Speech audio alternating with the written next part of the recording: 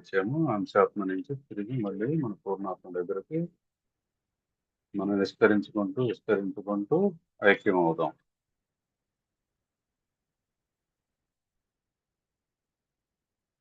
ధ్యానము జ్ఞానము పెరిగే కొంది మనం మన పూర్ణాత్మ దగ్గరికి మన ప్రేమతత్వంతో వెళుతూ ఉంటాం.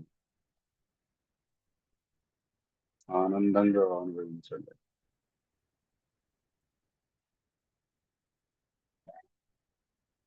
మీరందరూ ఈ ప్రేమ భావాన్ని విస్తరిస్తూ ఉండండి. పాలపుంతల నుంచి పూర్తి ఖగోళం నుంచి శూన్యము వరకు విస్తరించండి మాస్టర్. ఆ శూన్యమే మన పూర్ణాత్మగా ఉంది.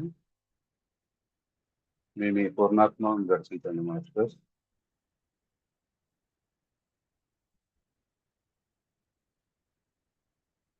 అద్భుతమైన ఆనందం మీ పూర్ణాత్మలో కైక్యమైతే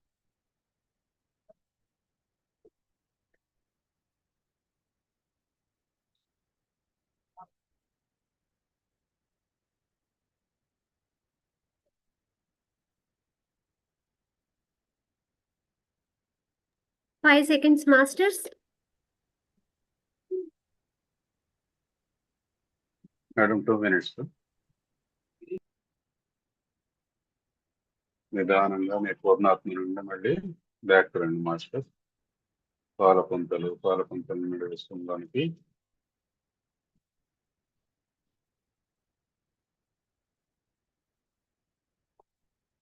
విశ్వం నుంచి ఖగోళం నుంచి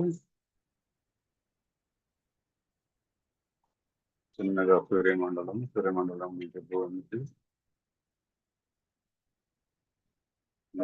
మీ దేశానికి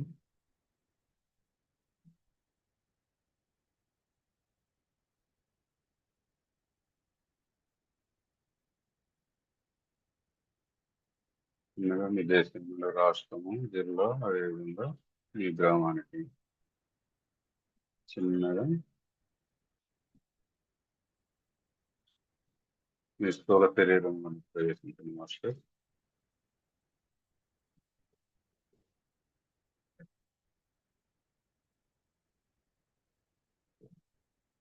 ఈ ఆనంద స్థితి నుంచి బాహ్య ప్రపంచం చూద్దాం మాస్టర్. నిదానంగా మీ 2 చేతులు వేళ్ళని తీసుకొని కళ్ళపై పెట్టుకోండి. 5 4 3 2 1 0. నిదానంగా కళ్ళు మూస్తూ తెరుస్తూ ఆనంద స్థితిలో చిరునవ్వుతోటి ఓపెన్ చేస్తున్నాం మాస్టర్స్.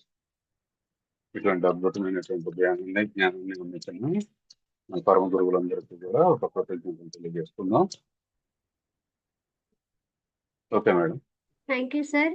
Thank you masters. ఇంతటి అద్భుతమైన ధ్యానాన్ని జ్ఞానాన్ని అందించిన డాక్టర్ బ్రహ్మర్షి పితామహ పత్రిజీ గారికి, అలాగే spiritual tablet research founder chairman అయిన డాక్టర్ జీకే గారికి ఆత్మ ప్రణామాలతో ఈ క్లాస్ని ఇంత అద్భుతంగా నిర్వహిస్తూ వస్తున్న శ్రీమతి లక్ష్మీ ప్రసన్న గారికి, రాజ్యలక్ష్మి గారికి కృతజ్ఞతలతో ఈరోజు క్లాస్కి వచ్చిన మాస్టర్స్ అందరికీ పేరు పేరున ఆత్మ ప్రణామాలు మాస్టర్స్.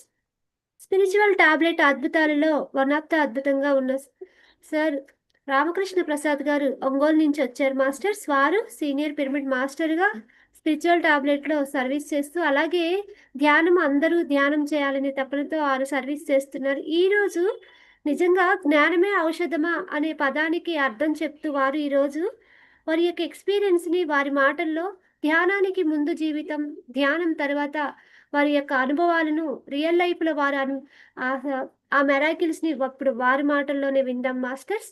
రామకృష్ణ ప్రసాద్ గారు నమస్తే సార్, వెల్కమ్ అండి. చెప్పండి సార్, మీకు ధ్యాన పరిచయం ఎలా జరిగింది సార్? కొంచెం డౌన్ చేస్తారా కెమెరా?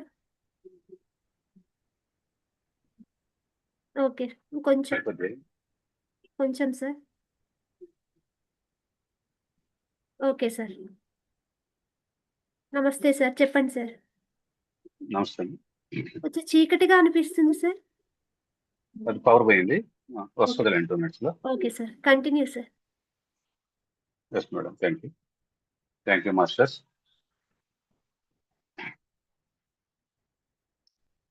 మాస్టర్స్, నా ధ్యాన పరిచయం 2008లో మొట్టమొదటిసారిగా మన పిరమిడ్ స్పిరిచువల్ సొసైటీకి పరిచయం జరిగింది మాస్టర్స్. అప్పుడు మా మేనమామ గారి బాబు అల్లుడు కొడుకు హైదరాబాద్ లో ఉండేవాళ్ళం మేము ఉద్యోగరీత్యా. అక్కడ ఒక ప్రోగ్రామ్ ఉంటే దాన్ని కండక్ట్ అవ్వటం కోసం అని అతను వచ్చి స్పిరిచువల్ రియాలిటీ సీడీఎల్, అప్పుడు సీడీఎల్లో ఉండేవి అనమాట. స్పిరిచువల్ రియాలిటీ సీడీ ఒకటి, చటవర్తి రాఘవరావు గారి సీడీలు, బుక్స్ అవన్నీ తీసుకొచ్చి ఇవ్వడం జరిగింది మాస్టర్స్. ఇది ఫ్రాంక్ గా చెప్పాలి అంటే ఓన్లీ నేను ఆ ఒక సీడీనే, స్పిరిచువల్ రియాలిటీ సీడీ ఒక్కదాన్ని చూడటం జరిగింది. చూసి దానిని అప్పటి నుంచి అప్పుడప్పుడు ప్రాక్టీస్ చేస్తూ ఉండేవాడిని అనమాట. ఆ తర్వాత పూర్తిగా ఈ స్పిరిచువల్ టాబ్లెట్స్ లేదా ఈ పిరమిడ్ స్పిరిచువల్ సొసైటీకి వచ్చింది మాత్రం 2023 డిసెంబర్ నుండి మాత్రమే నేను వచ్చాను. అంతకుముందు నేను వేరే వేరే ధ్యానాలు చాలా సంవత్సరాలు చేశాను.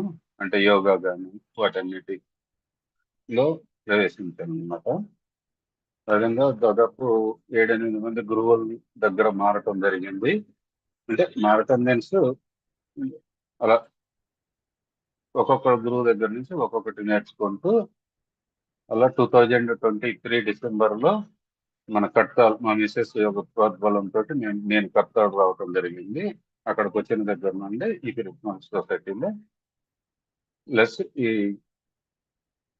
స్పిరిచువల్ టాబ్లెట్స్ లో నేను కొనసాగుతూ ఉన్నాను మాస్టర్స్. సో అంతకుముందు నా అనుభవాలు ఏంటి అంటే నాకు అన్నీ ఉన్నాయంటే శారీరకంగా నేను ఫిట్నెస్ గా ఉన్నాను, ఆర్థికంగా ఫిట్నెస్ ఉంది, మానసికంగా ఫిట్నెస్ ఉంది. సంఘంలో నేను ఒక మేనేజర్ స్థాయిలో ఉన్నాను. సో అది అక్కడ ఏమి డిస్టర్బెన్సెస్ లేవు. కానీ నేను ఆధ్యాత్మికంగా ఎదగలేదన్నమాట. సో వరల్డ్ హెల్త్ ఆర్గనైజేషన్ ఏం చెప్తుంది అంటే పరిపూర్ణమైనటువంటి మానవుడు ఎవరు అంటే శారీరక, మానసిక, ఆర్థిక, సాంఘిక అండ్ ఆధ్యాత్మిక తలాలలో ఈ 5 తలాలలో ఎవరైతే సంపూర్ణంగా జీవిస్తాడో లేదా సంపూర్ణంగా సమబ్యాలెన్స్ లో ఉంటాడో అతనే పరిపూర్ణమైనటువంటి మానవుడు అని చెప్పడం జరుగుతుంది. అందులో ఈ 5 తలాలలో ఏ ఒక్క తలంలో కూడా మనం సరిగా సరిగా లేకపోవడం, అంటే బ్యాలెన్స్డ్ అన్బ్యాలెన్స్డ్ గా కనుక ఉండేటట్లయితే అది బ్యాలెన్స్డ్ లైఫ్ కాదు అని చెప్పేసి చెప్తుంది అనమాట. సో ఆ ఆధ్యాత్మికంగా నేను ఎప్పుడైతే కొంచెం వెనకబడి ఉన్నానో దాని గురించి తెలుసుకోవాలి అనేటువంటి తపన అనేది నాలో ఎక్కువగా ఉండేది అనమాట. నేను 1993లోనే ఒక యోగి ఆత్మకథ ఇట్లాంటివన్నీ కూడా చదవటం జరిగింది అనమాట. అంటే నేను ఎక్కువగా నావెల్స్ చదివేవాడిని, ఫిక్షన్ నావెల్స్ కానీ లేకపోతే ఆ, మామూలుగా ఇట్లాంటివన్నీ కూడా చాలా నావెల్స్ చదువుతూ ఉన్న క్రమంలో ఒకసారి ఒక యోగి ఆత్మకథను చదవటం జరిగింది అనమాట. అది కూడా ఒక నావెల్ లాగానే చదివాను అప్పుడు.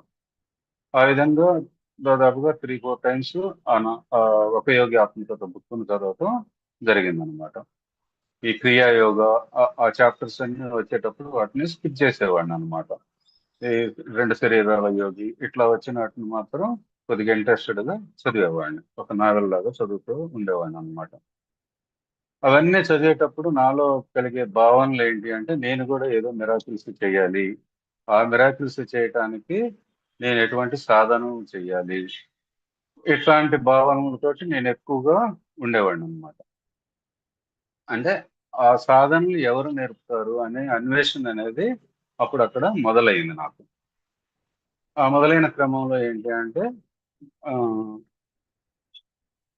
ఆంధ్ర తెలంగాణ గొడవలతోటి 2012లో హైదరాబాద్ నుంచి మేము ఉద్యోగరీత్యా ఆ, ఉన్నటువంటి గ్రానైట్ ఫ్యాక్టరీలో నేను ఒక క్వాలిటీ మేనేజర్ గా చేసేవాడిని అనమాట. అక్కడి నుంచి ఈ ఒంగోలు రావటం అనేది జరిగింది మాస్టర్స్. ఇక్కడికి వచ్చిన తర్వాత కూడా 2012-13 ఆ ప్రాంతంలో ఆ, ఇక్కడ ఒక ఫంక్షన్ హాల్లో మన పత్రిజీ గారు, చటవర్తి రాఘవరావు గారు కూడా ఒక క్లాస్ పెట్టడం జరిగింది. ఆ క్లాస్కి వెళ్ళాను నేను. క్లాస్కి వెళ్ళాను, కానీ అక్కడ ఏంటంటే మాంసాహారులందరూ కూడా బయటికి వెళ్ళిపోండి అన్నప్పుడు ఆ, అయిష్టంగానే బయటికి రావడం జరిగింది అనమాట. కొంత కొంత సమయం ఉన్నా కానీ అక్కడ నేను మాంసాహారాన్ని వదులుకోలేని స్థితిలో ఉండి నేను దాన్ని కంటిన్యూ చేయలేకపోయాను అనమాట. ఎందుకు చెప్తున్నాను అంటే మన యొక్క సహవాస దోషం అంటారు కదా, మన సజ్జన సాంగత్యంలో మనం ఎవరితోటైతే ఉంటున్నామో వారి భావాలన్నీ కూడా మన మీద రిఫ్లెక్షన్ అవుతూ ఉంటాయి. నేను ఒక ఆ, చెప్పాలి అంటే హృదయం లేని మనుషుల్లాగా అనమాట. ఆ బండల ఫ్యాక్టరీలలో పనిచేయటం వలన వాళ్ళందరూ కూడా కొంచెం మోటుగా ఉండటం, వాళ్ళతోటి మనం సాన్నిహిత్యంగా తిరగటం వలన వాళ్ళ భావాలని మనపై రుద్దటము, లేదా ఆ భావాలకు మనం ఆకర్షితులు అవటం వలన వాటి వలన ఏమైంది అంటే నేను దానిని ఫాలో కాలేకపోయాను అనమాట. శాకాహార స్థితిలో ఉండలేకపోయాను, మాంసాహారిగా ఉన్నాను అనమాట. దానివల్ల నేను కంటిన్యూ కాలేదు అక్కడ. సో ఈ పరిస్థితుల్లో నాకు మనీ గురు రాజశేఖర్ గారు అని చెప్పేసి హైదరాబాద్ లో ఉంటారు. ఆయన పరిచయం ఏర్పడటం, ఆయనతోటి ఆర్థికంగాను ఆధ్యాత్మికంగాను ఈ రెండు అంశాలలో సుమారుగా 5 సంవత్సరాలు ట్రావెల్ చేశాను అనమాట. ఆయనతో పాటు బాంబేలో ఉండేటువంటి విరాల్ సార్ అని ఆయన, శ్రీ విద్యా గారు అని చెప్పేసి వాళ్ళ ముగ్గురుతోటి నేను సుమారుగా 5 సంవత్సరాలు ఈ ఆధ్యాత్మిక మార్గంలోను ఆర్థిక మార్గంలోను రెండు కూడా చాలా పవర్ఫుల్ గా ఆ, జరిగినాయి అన్నమాట. ఆ విధంగా చేసినప్పుడు ఏంటంటే నేను ఏ శక్తుల కోసం అయితే నేను అన్వేషిస్తూ ఉన్నానో అవి కొన్ని రావడం అనేది జరిగింది. కాకపోతే అవి వచ్చేటప్పటికి ఏంటంటే నాకు ఎటువంటి ఆ,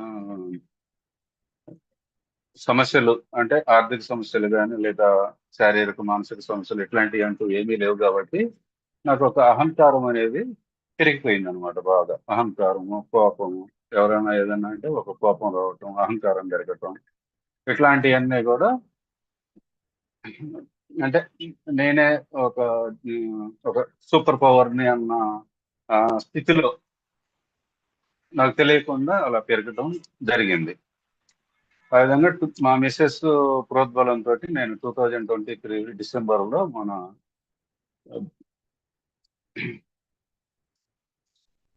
ఈ కర్తాల్లో ఈ 11 రోజుల కార్యక్రమాలు జరుగుతాయి కదా, వాటికి అటెండ్ అయ్యాను అనమాట. అటెండ్ అయినప్పుడు 8 రోజులు అక్కడే కంటిన్యూగా ఉన్నాం ఇద్దరం. ఉన్నప్పుడు అక్కడ రూపా దత్తాత్రేయ గారు పరిచయం జరుగుతుంది.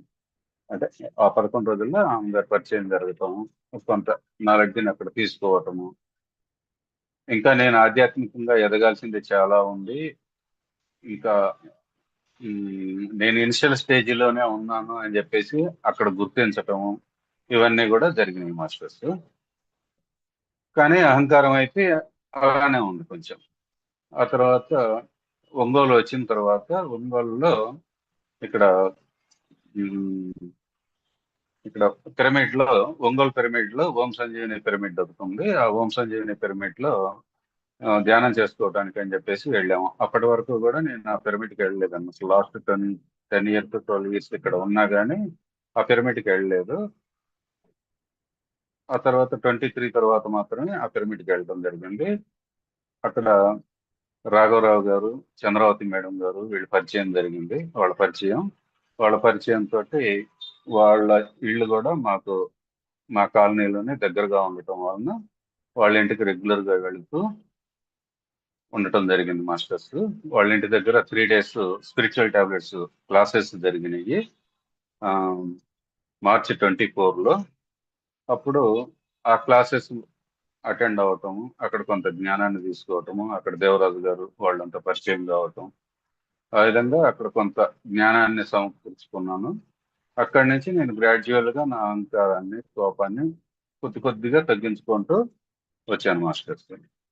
ఆ తర్వాత అక్కడి నుంచే వాళ్ళు ఈ ఈ మేలో మనకి ధ్యాన ఆరోగ్య ఉమ్, శిక్షణ శిబిరం జరుగుతుంది శ్రీశైలంలో. అక్కడికి వెళ్ళి ఆ క్లాసులకు అటెండ్ అయ్యి అక్కడ జ్ఞానాన్ని తీసుకోమని చెప్పేసి చెప్పడం ద్వారా నేను మా మిస్సెస్ ఇద్దరము కూడా ఆ శిక్షణ శిబిరానికి వెళ్ళటము, అక్కడ 11 రోజులు ఉండి అక్కడ మేము ఆ శిబిరంలో శిక్షణ తీసుకోవటం అనేది జరిగింది. అక్కడ లక్ష్మీ ప్రసన్న గారు మమ్మల్ని ఒక తల్లిలాగా, తల్లి కన్నా ఎక్కువగానే మమ్మల్ని ప్రేమతత్వంతో చూడటం, జ్ఞానాన్ని పంచటము అన్నీ కూడా చేయటం జరిగింది మాస్టర్స్. అక్కడ అందరు మాస్టర్స్, వచ్చినటువంటి అందరు మాస్టర్స్ కూడా ఎంతో ప్రేమతత్వంతో ఉండేవాళ్ళు అనమాట మాతోటి. అప్పటి వరకు మేము ఏదైనా ఫంక్షన్స్ కానీ లేకపోతే ఏదైనా పార్టీలకు కానీ వెళ్ళినప్పుడు ఏంటంటే ఒక గ్రూపిజం లాగానో లేకపోతే అంటే ఒకరికి సంబంధం లేకుండాను మన సొసైటీలో ఆ విధంగా మేము చూసినటువంటి వాళ్ళము.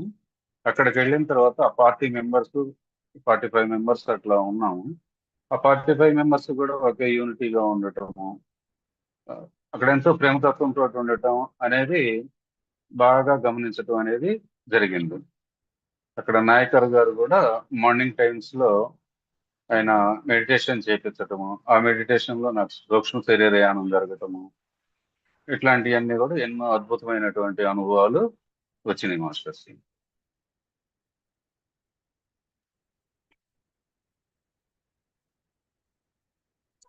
సో ఆ 11 రోజుల్లోనే నేను అనేక మంది ఈ ఈ గురువులతో ఉండటం వలన నాకు అంతకు ముందు అనేక పుస్తకాలు చదివానని చెప్తున్నాను కదా, వాటిలలో ద సీక్రెట్ అనే బుక్ను కూడా నేను చదివాను. చదివి దాని మీద చాలా ప్రయోగాలు చేయటం జరిగింది. అందులో ఒకటి రెండు ఎక్స్పీరియన్స్ చెప్తాను మాస్టర్స్.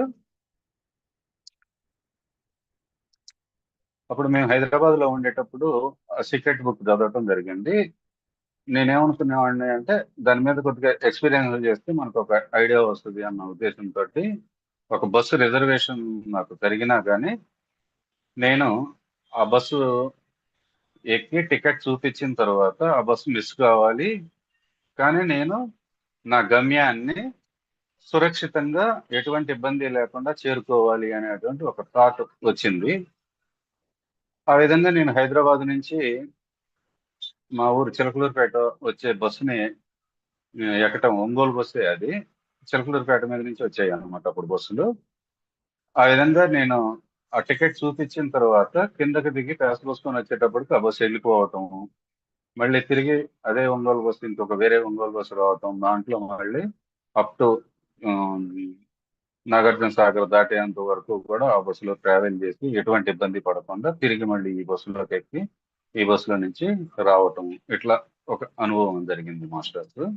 సో దాన్ని బేస్ చేసుకొని నేను ఇంకొక ఎక్స్పీరియన్స్లు చాలా చేసేవాడిని ద సీక్రెట్ బుక్ చదవటం ద్వారా. అట్లాంటి దాదాపుగా 100% సక్సెస్ అయ్యాను అనమాట అన్ని నేను చేసినటువంటి థాట్స్ అన్నిట్లలో కూడా. అందులో ఒక థాట్ ఏంటి అంటే, ఇక్కడ 2012లో ఈ ఒంగోలు వచ్చిన తర్వాత ఒక గ్రానైట్ ఫ్యాక్టరీలో నేను క్వాలిటీ మేనేజర్గా జాయిన్ అయ్యాను. అక్కడ మాకేంటంటే ఆదివారం నాడు సెలవు ఇచ్చేవాళ్ళు కదా అనమాట ఈ కొత్త ఫ్యాక్టరీలో. అంతకుముందు మేము ఓనర్ల తోటి వాళ్ళతోటి క్లోజ్ గా ఉండేవాళ్ళం కాబట్టి మేము ప్రతి ఆదివారం నాడు కూడా ఫ్యాక్టరీకి వెళ్ళవలసిన పని లేదు. మా మా పరిధిలో మేము వాటిని సాల్వ్ చేసుకునేవాళ్ళం, ఏదైనా చిన్న చిన్న ఇష్యూస్ ఉంటే కనుక ఆ రోజు సెలవు రోజు. కానీ ఇక్కడ అతను ఏంటంటే ఒక షాప్ మెంటాలిటీ టైప్ లో ఉండి అతను సెలవు ఇచ్చేవాడు కాదు. సో ఆ సెలవు కోసం నేను గ్రాడ్యువల్ గా ఒక 3 నెలల తర్వాత ఒక ఆలోచన ఏమి వచ్చింది అంటే, ఏదైనా నాకు అనారోగ్యం లేక ఒక యాక్సిడెంట్ ఇట్లా జరిగినప్పుడు నాకు సెలవు వచ్చింది కదా, నా బాడీ రెస్ట్ తీసుకుంటది కదా అన్నటువంటి థాట్ ఒకటి ఉత్పన్నం అయింది. దానిని నేనే మేనిఫెస్ట్ చేసుకున్నాను అనమాట. అది బలంగా ఒక 4 మంత్స్, అంటే 3rd మంత్ లో నేను అట్లా అనుకున్నాను. 4th మంత్ కి అది చాలా బలీయంగా అవటం వలన మేనిఫెస్ట్ అయ్యి నా 2 కాళ్ళ మీద స్లాబులు దాదాపుగా 33 స్లాబ్స్ పడి నా 2 కాళ్ళు ఇరిగిపోయినాయి అనమాట. 2 కాళ్ళు ఇరిగిపోతే 2 కాళ్ళకి రాడ్లు వేసి ఆపరేషన్ అట్లా చేయటం జరిగింది మాస్టర్స్. దాదాపుగా 8 నెలలు బెడ్ మీద నేను ఉండటం జరిగింది మాస్టర్.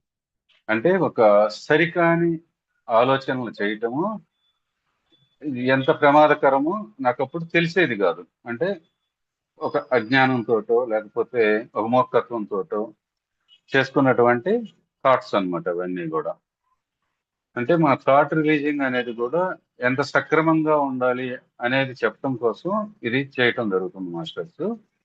కానీ నాకు ఆ పరిస్థితుల్లో కూడా నేను చేసినటువంటి ఇంకొక సంకల్పం ఏంటి అంటే ఆర్థికంగా నేను ఎటువంటి బాధపడకూడదు, శారీరకంగా ఇది జరిగినా నాకేమి మేజర్ ఇది కాకూడదు అన్న ఒక చిన్న సంకల్పం కూడా చేసుకోవటం జరిగింది. ఆ విధంగానే నేను ఆర్థికంగా ఆ 8 నెలల్లో నాకు శాలరీలు ఇవ్వటం జరిగింది. నేను ఎంతైతే శాలరీ తీసుకుంటున్నానో అంత శాలరీను ఇచ్చారు.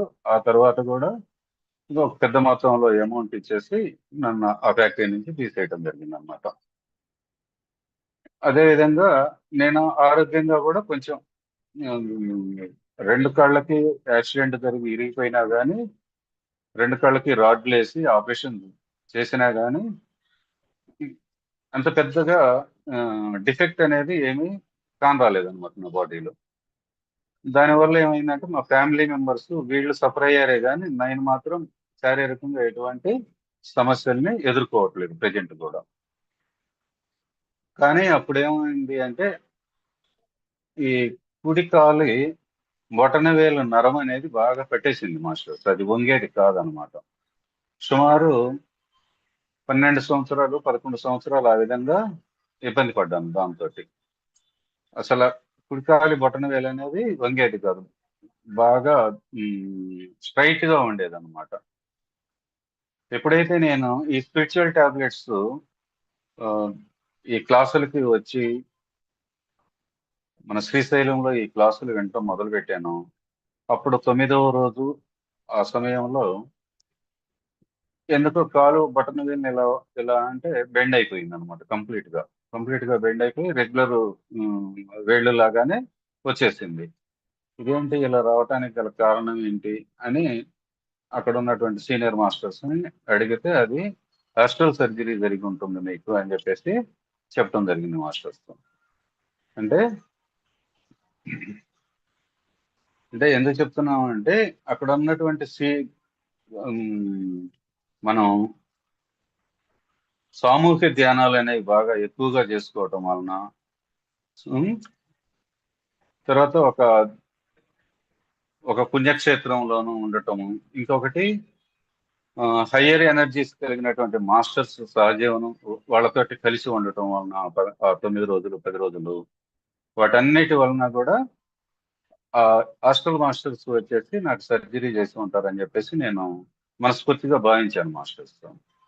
మనకు తెలుసు కదా సాంఘిక ఉమ్, ఉమ్, సామూహిక ధ్యానంలో బెట్టి షైన్ గారు ఏం చెప్తారు, హాస్టల్ మాస్టర్స్ వచ్చేసి హాస్టల్ సర్జరీలు జరుగుతాయి అని చెప్పేసి బెట్టి షైన్ గారు చెప్తూ ఉంటారు కదా. ఆ విధంగా జరిగింది అని చెప్పేసి నేను మనస్ఫూర్తిగా అంగీకరించాను మాస్టర్స్. అదే విధంగా అక్కడే కొన్ని కాంతి శరీరాలను చూడటం, ఆరాలను గమనించటము, ఇవన్నీ కూడా ఈ స్పిరిచువల్ టాబ్లెట్స్ క్లాసులు జరుగుతూ ఉన్నప్పుడే నేను గమనించటం అనేది జరిగింది మాస్టర్స్.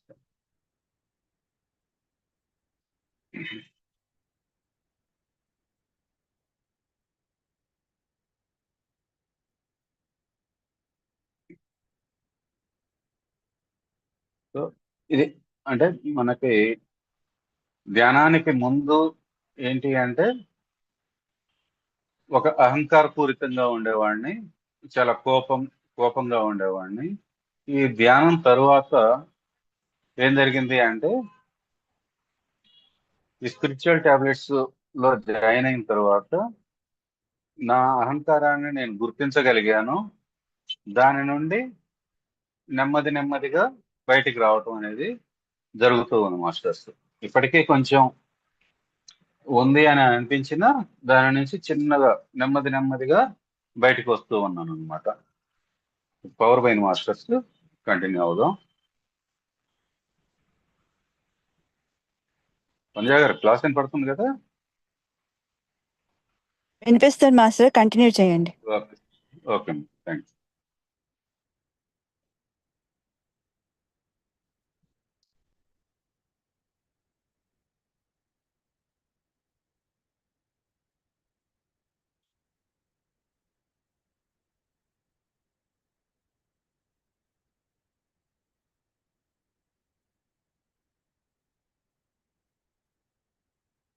ఇక్కడ మనం శక్తిని అనేది మనం లాస్ అవుతూ ఉంటాం మాస్టర్స్, మనకు తెలిసి తెలియక. అది ఎలా అంటే మౌనం, ఆ, మాటలు ఎక్కువగా మాట్లాడటం ద్వారాను, ఎక్కువగా ఆలోచన చేయటం ద్వారాను, ఎక్కువగా శ్వాసించటం ద్వారాను, వీటన్నిటి కూడా సరికానిటువంటి ఆలోచనలు చేయటం ద్వారా, వీటి ద్వారా మనం ఎక్కువగా కూడా మన శక్తిని కోల్పోతూ ఉంటాం అన్నమాట. ఒక వ్యక్తి ఒక్క నిమిషానికి 15 శ్వాసలు తీసుకుంటూ ఉంటాడు. ఆ శ్వాసల్ని గనక ఇంకా తగ్గించుకుంటూ రాగలిగేటట్లయితే మనం ఎక్కువ కాలం జీవించటానికి అవకాశం ఉంది. అది ఎలా అనేటట్లయితే మనం మన ఆహార పద్ధతులను మార్చుకోవటం ద్వారాను, ఉం? తర్వాత వాటిలో ఎక్కువగా రా ఫుడ్ తీసుకోవటం ద్వారాను, దాదాపుగా 65% కనుక రా ఫుడ్ తీసుకుంటూ మిగతా 35% కనుక ఉడికించిన ఆహారాన్ని తీసుకుంటూ మన ఆలోచన విధానాన్ని మార్చుకుంటూ చిన్నగా చేస్తూ వచ్చేటట్లయితే మన శ్వాసల్ని తగ్గించుకోవటానికి అవకాశం ఉంది. మనం ఒక్క శ్వాస ద్వారా లేదా ఒక్క నిమిషానికి ఈ 15 శ్వాసలు అనేదానికన్నా కూడా ఇంకొక మార్గం ఏంటి అంటే 6 లీటర్ల గాలిని పీల్చుకుంటాం అన్నమాట. ఒక్క నిమిషానికి ఒక వ్యక్తి, ఆరోగ్యవంతుడైనటువంటి వ్యక్తి 6 లీటర్ల గాలిని పీల్చుకుంటాడు. అదేవిధంగా అతను ఒక్కొక్క శ్వాసకి, అంటే ఆరోగ్యవంతమైనటువంటి వ్యక్తి ఒక్కొక్క శ్వాసకి 140 ml గాలిని, అంటే మిల్లీలీటర్ల గాలిని వదిలిపెడుతూ ఉంటాడు మాస్టర్. అంటే ఒక్క శ్వాసకు వచ్చేటప్పటికి ఏంటంటే ఆయన 20 శ్వాసలు కనుక తీసుకునేటట్లయితే ఎక్కువ ఆక్సిజన్ అనేది, తక్కువ ఆక్సిజన్ అనేది తీసుకోవడం జరుగుతుంది. అదే గనుక తక్కువ శ్వాసల్ని గనుక తీసుకునేటట్లయితే ఎక్కువ ఆక్సిజన్ ని అతను నిల్వ ఉంచుకోవడానికి అవకాశం ఉంటుంది. మనకి లెక్క పర్పస్ కోసం నేను చెప్తున్నాను మాస్టర్స్. మనం 20 కనుక శ్వాసను తీసుకుంటున్నాము ఒక్క నిమిషానికి అని అనుకునేటట్లయితే దాదాపుగా 600 శ్వాసలు, 600 ml గాలిని, 600 కాదు, 300 ml గాలిని మనం ఒక శ్వాసకు తీసుకుంటాం మాస్టర్స్. 140 ml గాలిని కనుక మనం వదిలిపెట్టేటట్లయితే ఇంకా మిగిలేది 170 ml గాలిని మాత్రమే మనం మన ఈ కార్యక్రమాల కోసం, అంటే ఆక్సీకరణ, మన లోన ఉన్నటువంటి బాడీలో ఉన్నటువంటి కణాల ఆక్సీకరణకి ఉపయోగించుకుంటాము. 20 శ్వాసలు తీసుకునేటట్లయితే 170 ml గాలిని ఒక శ్వాస ద్వారా మన బాడీలో నిల్వ ఉంచుకోవడానికి అవకాశం ఉంది. అదే కనుక మనం 10 శ్వాసల్ని కనుక తీసుకోగలిగాం అనుకోండి మాస్టర్స్ ఒక్క నిమిషానికి, అప్పుడు 6,000 ml గాలి ఉంటుంది కాబట్టి అందులో 10 అంటే దాదాపుగా 600 మిల్లీలీటర్ల గాలిని మనం తీసుకుంటాం ఒక శ్వాసకి. దానిని నిశ్వాస ద్వారా మనం 140 ml గాలిని వదిలిపెడతాం అన్నమాట. అప్పుడు మనకి ఇంకా 470 ఆ రేంజ్ లో మనకి ఆక్సిజన్ అనేది మనకి అవైలబిలిటీలో ఉంటుంది. సో ఎక్కువ ఆక్సిజన్ ఉన్నప్పుడు మనం ఏంటంటే ఎక్కువ కాలం లేదా తక్కువ శ్వాసలు తీసుకోవడానికి అవకాశం ఉంటుంది. ఆ విధంగా మన లైఫ్ స్పాన్ మనం పెంచుకోవడానికి అవకాశం ఉంది మాస్టర్స్. మన శ్వాసల్ని ఎలా గమనించవచ్చు అని అంటే, ఒకటి ముక్కు దగ్గర ఏలు పెట్టుకొని ఒక టైమర్ని పెట్టుకొని చూసుకోవటం కానీ, లేదా మనం ఇళ్ళకిలా పండుకొని మన బొట్టు మీద చేయి పెట్టుకొని మనం మన శ్వాసని గమనించుకోవటం, మనం ఎన్ని శ్వాసలు తీసుకుంటున్నాం అనేది గమనించుకోవచ్చు మాస్టర్స్. ఇది ఒక పద్ధతి. ఇంకొకటి ఏంటి అంటే, మనం మన ఆలోచనని ఒక్క రోజుకు వచ్చేటప్పటికి 60,000 నుంచి 80,000 ఆలోచనల్ని వ్యక్తి స్థాయిల్ని బట్టి జరుగుతూ ఉంటాయి అన్నమాట. ఆ ఆలోచనలని, అన్ని ఆలోచనల్ని ఒక వ్యక్తి చేస్తూ ఉన్నాడు అంటే అందులో మనకి ఎన్ని పనికి వచ్చే ఆలోచనలు ఉన్నాయి?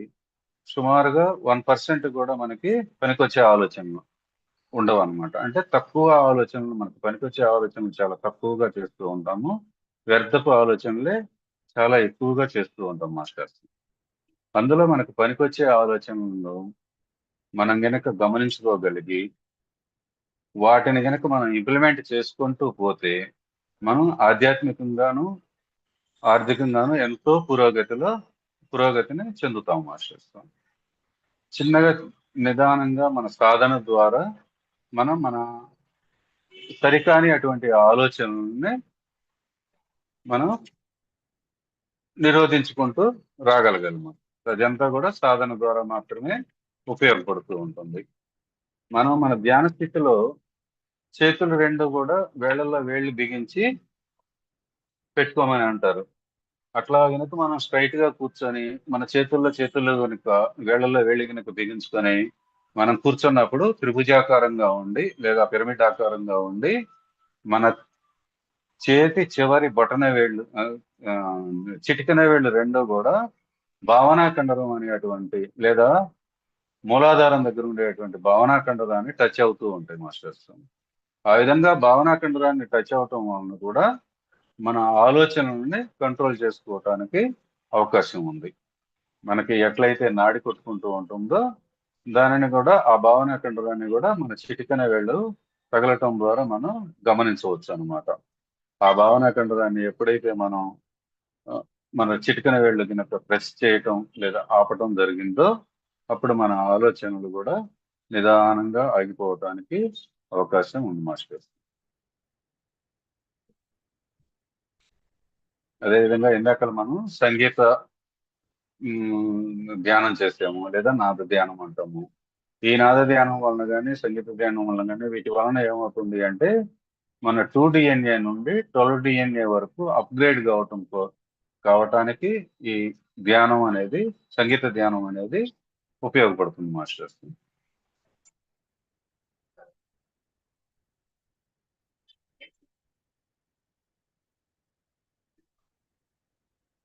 పవర్ బై కొద్దిగా అనేజీగా ఉంది మాస్టర్.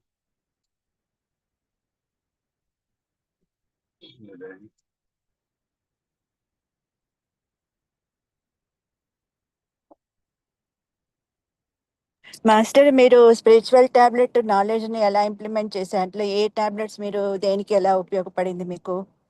అది కొంచెం వివరంగా చెప్తారా మాస్టర్? స్పిరిచువల్ టాబ్లెట్స్ లో ఎక్కువగా ఈ 12 టాబ్లెట్స్ వీటినే మనం అంటే నాకు ఎటువంటి అనారోగ్య సమస్యలు లేవు మాస్టర్. సో నాకు ఓన్లీ ఆధ్యాత్మికంగానే నేను ఇక్కడ ఈ స్పిరిచువల్ టాబ్లెట్స్ నుంచి జ్ఞానాన్ని తీసుకుంటూ దానిని తిరిగి పంచటం అనేది జరుగుతూ ఉంది. నాకు వచ్చినటువంటి అనారోగ్య సమస్య ఓన్లీ అదొక్కటేనమాట. ఆ కాలి వేలు ఆపరేషన్ జరిగినప్పుడు అది టైట్ అవటం జరిగింది యాక్సిడెంట్ వలన. ఆ కాలి వేలు ఏమైంది అంటే అక్కడ స్పిరిచువల్ టాబ్లెట్స్ లో నేను జ్ఞానాన్ని తీసుకుంటున్నప్పుడే హాస్టల్ సర్జరీ ద్వారా అది సరిచేయబడింది అనమాట. ఇక అక్కడ నుండి నాకు ఎటువంటి అనారోగ్య సమస్యలు లేవు. నాకు కానీ నా కుటుంబంలో కానీ ఎవరికి కూడా అనారోగ్య సమస్యలు అనేవి లేవు మాస్టర్. సో అక్కడ నుండి నేను ఏంటంటే ఆధ్యాత్మిక సేవకి మారటం జరిగింది ఈ స్పిరిచువల్ టాబ్లెట్స్ ద్వారా తీసుకున్నటువంటి జ్ఞానాన్ని. అదే మేడం మనం 12 మీరు టాబ్లెట్స్ ఈ ఆధ్యాత్మిక సేవ మీరు శ్రీశైలంలో కాక ఇంకెక్కడైనా 11 days వర్క్ షాప్ అది అటెండ్ అయ్యారా, లేకపోతే శ్రీశైలం దానికే వచ్చారా? శ్రీశైలంలో ఒక్కదానికి అటెండ్ అయ్యాను. ఆ తర్వాత మనకి ఆన్లైన్ లో జరిగినాయి, జూమ్ లో కూడా ఇప్పుడు మన జరిగింది కదా, మన జరిగిన దాంట్లో కూడా మెంటర్ గా ఉన్నాను నేను. Okay sir. ఇంకా ఫిజికల్ గా వేరే ఎక్కడ వర్క్ షాప్స్ అటెండ్ అవ్వలేదా మీరు? మేడం ఇంకా ఎక్కడ నేను అంటే వేరే క్లాసెస్ అటెండ్ అయ్యాను. అంటే మన ఓకే వేరే వాళ్ళు అటెండ్ అయ్యాను, మన ఏం నాకు తెలియదు మేడం. అంటే మన ఇది చెప్పండి. ఓకే ఏమొద్దు ఒక నార్మల్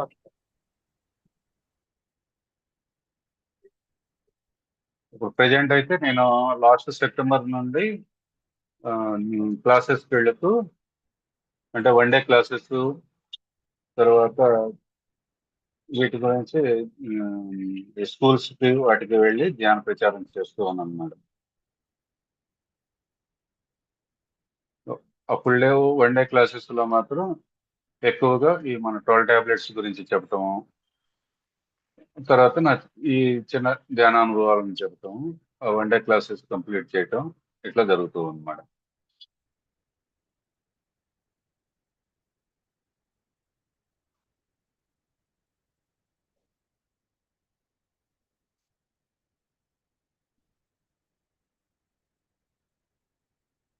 ఇంకేమైనా ఎక్స్పీరియన్స్ ఉన్నాయా అండి? అవి కూడా చెప్పండి. అంటే మీరు ధ్యానంలోకి ఎప్పుడు వచ్చారని, తర్వాత అంటే మన BSSM లో పరిచయం ఉందా, లేకపోతే డైరెక్ట్ స్పిరిచువల్ టాబ్లెట్స్ లోకే వచ్చారా? అవన్నీ ఒకసారి చెప్పండి సార్. హలో, నా వాయిస్ వస్తుందా అండి? వినపడుతుంది. ఎస్ సార్, అది చెప్పండి.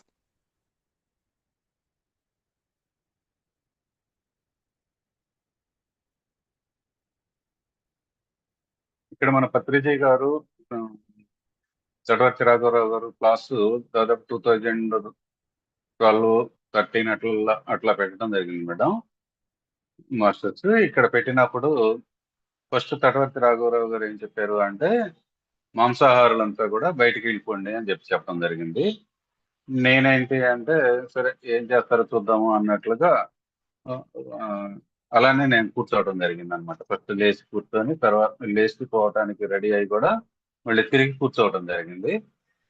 ఆ తర్వాత మన పత్రిజయ్ గారు కూడా క్లాసు ఒక 10 నిమిషాల తర్వాత క్లాస్ తీసుకోవడం జరిగింది. ఆ క్లాస్ తీసుకున్నప్పుడు కూడా సారు ఫస్ట్ చెప్పిన పత్రిజయ్ గారు చెప్పిన మాట ఏంటి అంటే, మాంసాహారులు ఇంకా ఎవరైనా ఉండేటట్లయితే లేచి నుంచోండి అని చెప్పారు. అప్పుడు నేను కూడా లేచి నుంచోవడం జరిగింది మేడం. అట్లా లేచి నుంచున్నప్పుడు మాతోటి ప్రమాణం చేపించారు అనమాట. ఇక నుంచి మేము మాంసాహారం తీసుకోము అని చెప్పేసి ప్రమాణం చేసి, కూర్చునేటట్లయితే క్లాస్ కంటిన్యూ కండి అని చెప్పారు. అలా నేను ప్రమాణం చేసి కూర్చున్నాను అనమాట. అలా ఒక 2 months వరకు కూడా మాంసాహారం తీసుకోకుండా ఉండగలిగాను. కానీ ఫ్యాక్టరీలో ఏంటి అంటే, మాకు ఒక 1 time మాంసాహారము, ఒక 1 time ఏంటంటే గుడ్డు ఇవి పెడతా ఉంటారు అనమాట ఫ్యాక్టరీలో. అట్లా పెట్టేటప్పుడు ఏంటి అంటే, నాకు నా భాగంగా వచ్చే వాటి కోసం మిగతా వాళ్ళు ఏంటి అంటే గొడవ చేసుకోవటం మొదలుపెట్టారు. అంటే ఈ మాంసం నాకు కావాలి, లేదా ఈ గుడ్డు నాకు కావాలి అని చెప్పేసి ఇట్లా ఆర్గ్యుమెంట్లు జరుగుతూ ఉండేవి అనమాట. అంటే సరదాగా జరిగినా లేకపోతే సీరియస్ గా జరిగినా అట్లా జరుగుతూ ఉండేవి.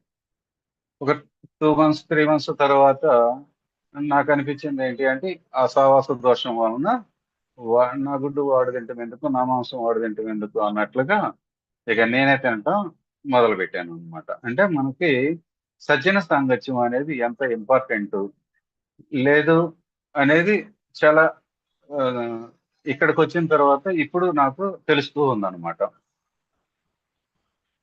ఆ 2013 ఆ ప్రాంతంలో ఏంటంటే, మేము కొత్తగా ఒంగోలు వచ్చాం కాబట్టి నాకు ఇక్కడ ధ్యానులు ఎవరు పరిచయం లేదనమాట.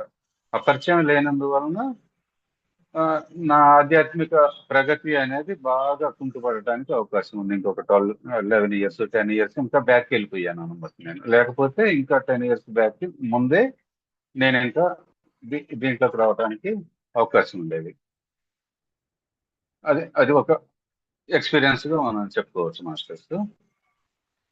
అదేవిధంగా ఏంటి అంటే, మనకి నా వరకు ఎటువంటి శారీరక అనారోగ్యం లేకపోయినా మనకు మన వైద్య విధానాలు ఎన్ని ఉన్నాయి, ఆ వైద్య విధానాల ద్వారా ఏ వైద్య విధానాలు ఏ శరీరాలకి అప్లికబుల్ అవుతాయి, దీని గురించి మనం మాట్లాడుకుందాం మాస్టర్స్. మనకి 5 కోశాలు ఉన్నాయి అని చెప్పేసి అనుకుంటున్నాం. అంటే ఏ కోశం మీద ఏ వైద్య విధానం పనిచేస్తుంది అనేది తెలుసుకుందాం మాస్టర్స్. మనకు స్థూల శరీరం మీదకి మనకు జబ్బు లేదా ఒక సమస్య లేదా ఒక వాటిని ఏమంటారు అంటే, ఈ సమస్యలుకి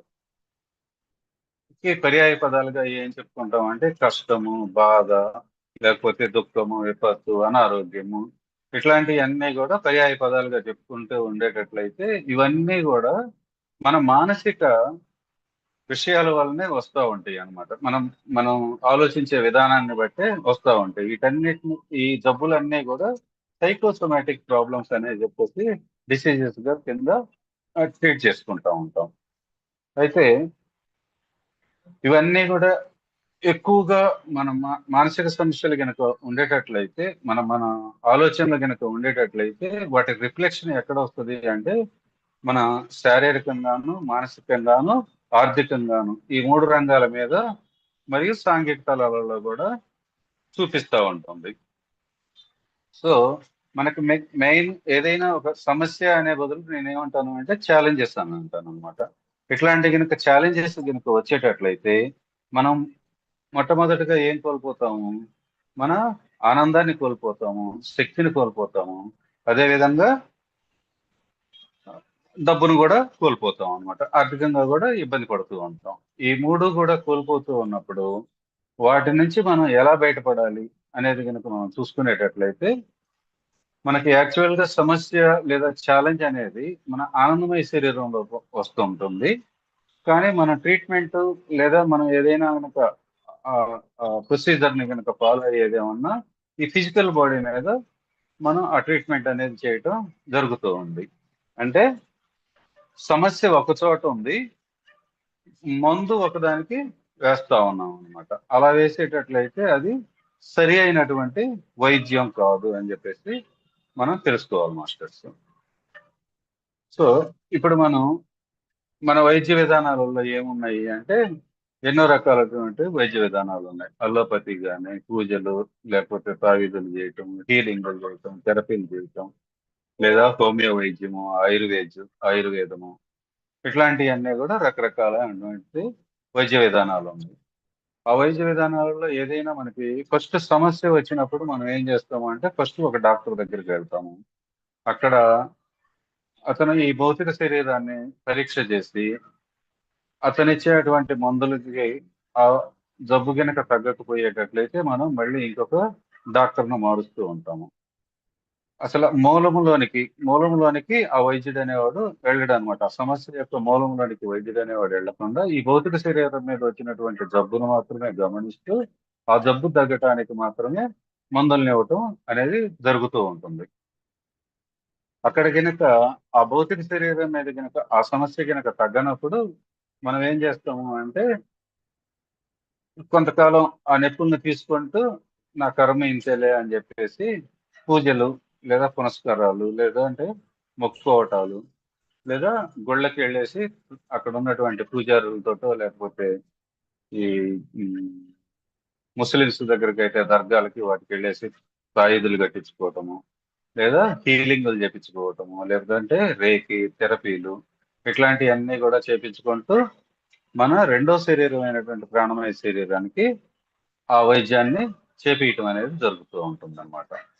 ఆ విధంగా ఆ ప్రాణమయ శరీరంలో ఉన్నటువంటి ఆ జబ్బు గనక అక్కడ గనక ఆ వైద్య విధానంలో గనక తగ్గేటట్లయితే ఓకే, తగ్గకపోయేటట్లయితే మళ్ళీ మనం ఏం చేస్తాము అంటే మనోమయ శరీరం కోసం లో ఉన్నటువంటి జబ్బు కోసం హోమియో వైద్యం కానీ లేదంటే ఆయుర్వేద వైద్యానికి కానీ వెళ్ళటం జరుగుతూ ఉంది.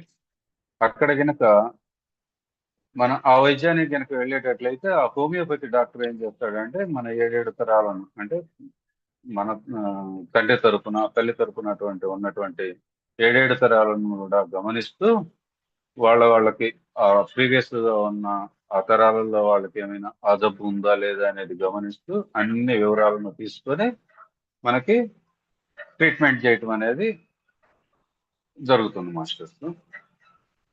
అక్కడ కూడా మనకి ఆ జబ్బు గనక తగ్గలేదు అంటే అప్పుడు మనోమయ శరీరంలో ఉన్నటువంటి జబ్బు కూడా తగ్గకపోయేటట్లయితే అప్పుడు అది మనం అప్పటి వరకు ఈ జబ్బులతోటి పడి ఉన్నటువంటి పాత రోగులు ఏం చేస్తారు అంటే వాళ్ళు కొంత విజ్ఞానాన్ని సమకూర్చుకొని అంటే ఈ ధనవంతరి వాళ్ళు చేసినటువంటి చెరకుడు రాసినటువంటి చెరకు సహిత బుక్కులు కానీ ఈ హోమియోపతి పుస్తకాలు కానీ లేకపోతే ఇట్లాంటి జబ్బులకు సంబంధించినటువంటి మందులు వాడి ఉంటాడు. కాబట్టి పాత రోగి కొత్త వైద్యుడి కన్నా అనుభవజ్ఞుడు అనేటువంటి సామెతను బేస్ చేసుకొని వాళ్ళు ఏం చేస్తారు కొన్ని మందుల్ని సజెస్ట్ చేయటం అనేది జరుగుతూ ఉంటుంది అప్పుడప్పుడే వస్తున్నటువంటి రోగులకి. ఆ మందుల విధంగా మనం ఆ విజ్ఞానమయ శరీరాన్ని కొంతవరకు తగ్గించుకోవడానికి అవకాశం ఉంది మాస్టర్స్. అయితే మనకు ఉన్నటువంటి సమస్య లేదా ఛాలెంజ్ అనేది ఎక్కడుంది? మనకి ఆనందమయ శరీరంలో ఉంది. 5వ శరీరం అయినటువంటి ఆనందమయ శరీరంలో ఉంది.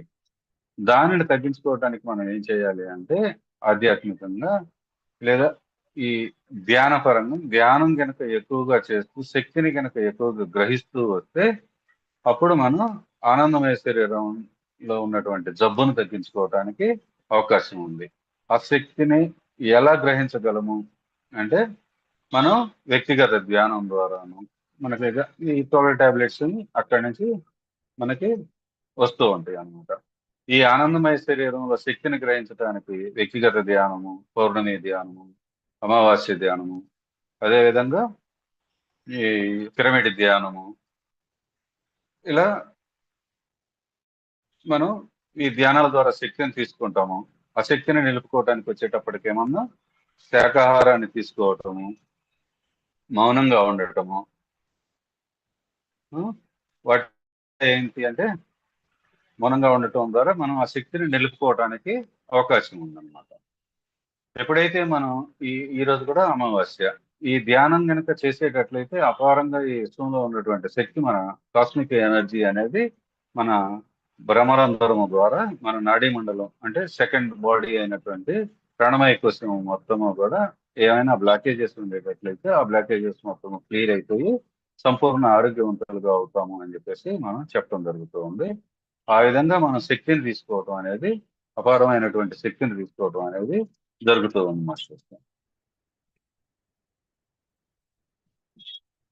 వీటితో పాటు ఏంటంటే మనకు మొత్తం 7 శరీరాలు ఉంటాయి. 7వ శరీరం ఇప్పటి వరకు 5 శరీరాల గురించి చెప్పుకున్నాము. 6వ శరీరం అయినటువంటి విశ్వమయ శరీరం కానీ లేదా కారణమయ శరీరం కానీ అవన్నీ కూడా స్వాధ్యాయము ద్వారా ఎక్కువగా ప్రభావితం అవుతాయి. స్వాధ్యాయము అంటే మనకి మంచి మంచి బుక్స్ ను చదవటం ద్వారా అంటే ఆధ్యాత్మిక ఉన్నతికి ఉపయోగపడేటువంటి పుస్తకాలను చదవటం ద్వారా మనం ఆత్మజ్ఞానాన్ని ఇచ్చేటువంటి పుస్తకాలను చదవటం ద్వారా మనం ఆ జ్ఞానాన్ని పొందుతాము స్వాధ్యాయం వలన. నేను ఇంతకు ముందు చెప్పినట్లుగా నేను ఎక్కువగా కూడా ఫిక్షన్ నావెల్స్ లేకపోతే ఇట్లాంటి హిస్టారికల్ బుక్స్ ఇట్లాంటివి ఎక్కువగా చదివేవాడిని అనమాట. కానీ ఎప్పుడైతే ఈ స్పిరిచువల్ టాబ్లెట్స్ లోనికి వచ్చిన తర్వాత ఎక్కువగా మన పిరమిడ్ స్పిరిచువల్ సొసైటీ వాళ్ళు రికమెండ్ చేసినటువంటి బుక్స్ అనేవి చాలా వరకు చదవటం జరిగింది మాస్టర్స్. అందులో ఆత్మాయణం కానీ లేకపోతే న్యూ ఎనర్జీ కానీ ఇట్లా చాలా పుస్తకాలని చదవటం జరిగింది మాస్టర్స్. ఆ తర్వాత నిర్మాణమయ కోసం కనుక ఉత్తేజన చెందటానికి మనం సజ్జన సాంగత్యాన్ని కంపల్సరిగా చేయాలన్నమాట. అంటే ఎక్కడైనా కనుక సామూహిక ధ్యానాలు జరుగుతూ ఉన్నప్పుడు సామూహిక ధ్యానాలలో చెప్పేటువంటి వాళ్ళ ఆత్మానుభవాలను పంచుకోవటం ద్వారా అంటే నాకు వచ్చిన అనుభవాన్ని నేను చెప్తూ ఉన్నప్పుడు నా అనుభవం కన్నా ఇంకా పెద్ద అనుభవాలు అంటే మన ఎగ్జాంపుల్ గా చెప్పాలి అంటే మన లక్ష్మీ ప్రసన్న గారి అనుభవం చాలా పెద్దది అనమాట. నాకు వచ్చిన సమస్య చాలా చిన్నది అని చెప్పేసి నాకు అప్పుడు అనిపించింది. అంతకుముందు వరకు కూడా నేనేమనుకునేవాడిని అంటే నాకు వచ్చిన సమస్య చాలా పెద్దది కావాలా అని చెప్పేసి అనుకునేవాడిని అనమాట. లక్ష్మీ ప్రసన్న గారి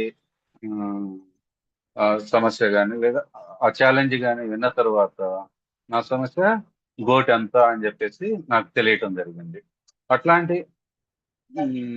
విషయాలన్నీ కూడా మనకి సజ్జన సాంగత్యంలో తెలుస్తూ ఉంటాయి అన్నమాట. ఈ సజ్జన సాంగత్యం అనేది కంపల్సరీగా చేసేటట్లయితే మన నిర్వాణమయ కోసం అనేది ఎక్కువగా ఉత్తేజం చెందుతూ ఉంటుంది మాస్టర్స్. ఇవన్నీ కూడా ఏంటి అంటే మనలో ఉన్నటువంటి గుణాలను తగ్గించుకోవటం ద్వారా మాత్రమే మనకున్నటువంటి ఛాలెంజెస్ లేదా ఈ సమస్యలన్నిటిని కూడా తగ్గించుకుంటాము అని చెప్పేసి ఇక్కడ ఈ స్పిరిచువల్ టాబ్లెట్స్ ద్వారా నేను తెలుసుకున్నటువంటి సత్యం అన్నమాట. అంటే గుణము అంటే ఏంటి అసలు అంటే ఒక వ్యక్తి యొక్క లక్షణాలు అవి సహజమైనవి లేదా సంపాదించుకున్నటువంటి ఆ యొక్క లక్షణాలు అన్నమాట. ఆ లక్షణాలు వ్యక్తి యొక్క స్వభావము లేదా ప్రవర్తనని ఇవి నిర్ణయిస్తూ ఉంటాయి అన్నమాట. నేను అంతకుముందు ఎక్కువగా కోపంగాను లేదా అహంకారపూరితంగాను ఉండేవాడిని.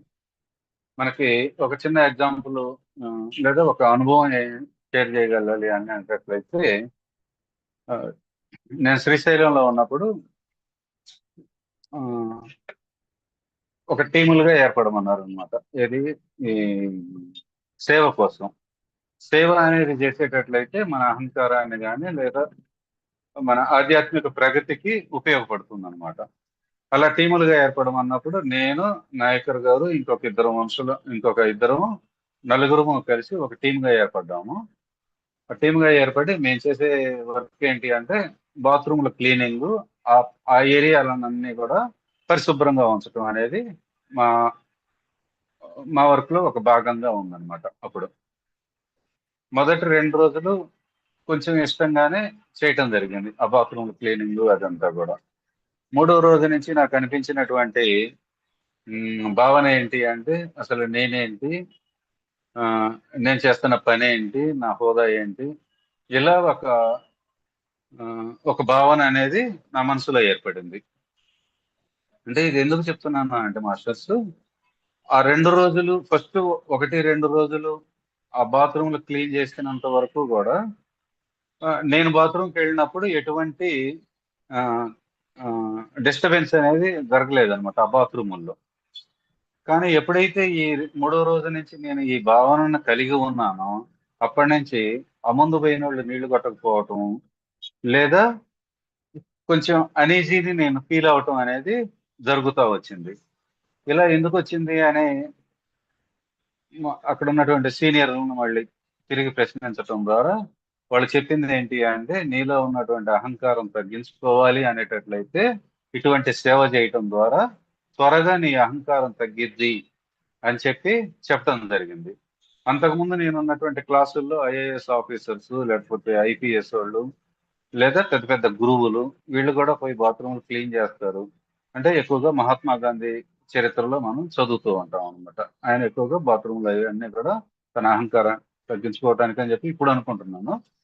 కానీ అప్పుడు ఆయన కూడా క్లీన్ చేస్తాడు అని అంటే ఇది నిజంగానేనా అని నేను భావించేవాడిని అనమాట. అట్లాంటి భావన అనేది నేను ఎప్పుడైతే ఈ బాత్రూమ్లను క్లీన్ చేయటం మొదలు పెట్టిన తర్వాత నా గుణాన్ని నేను ఆ, నెమ్మదిగా తగ్గించుకుంటూ వచ్చినప్పుడు అప్పుడు నేను నా అనుభవపూర్వకంగా తెలుసుకున్నాను అనమాట.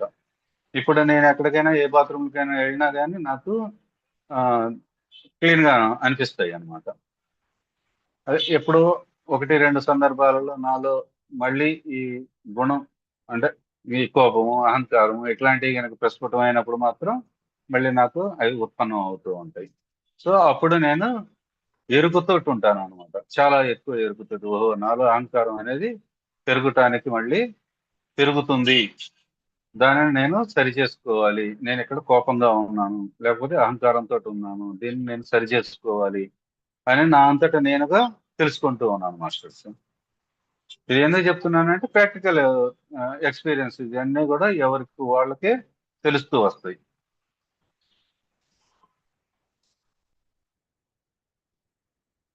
అదే ఇంకొక విషయం ఏంటి అంటే, ఏ గుణం ఉన్నప్పుడు ఎటువంటి జబ్బులు వస్తాయి అనేది కనుక మనం పరిశీలించేటట్లయితే, అంటే నాకు తెలిసినటువంటి ఆ, చిన్న ఇన్ఫర్మేషన్ అనేది మీకు పాస్ ఆన్ చేస్తాను మేడం.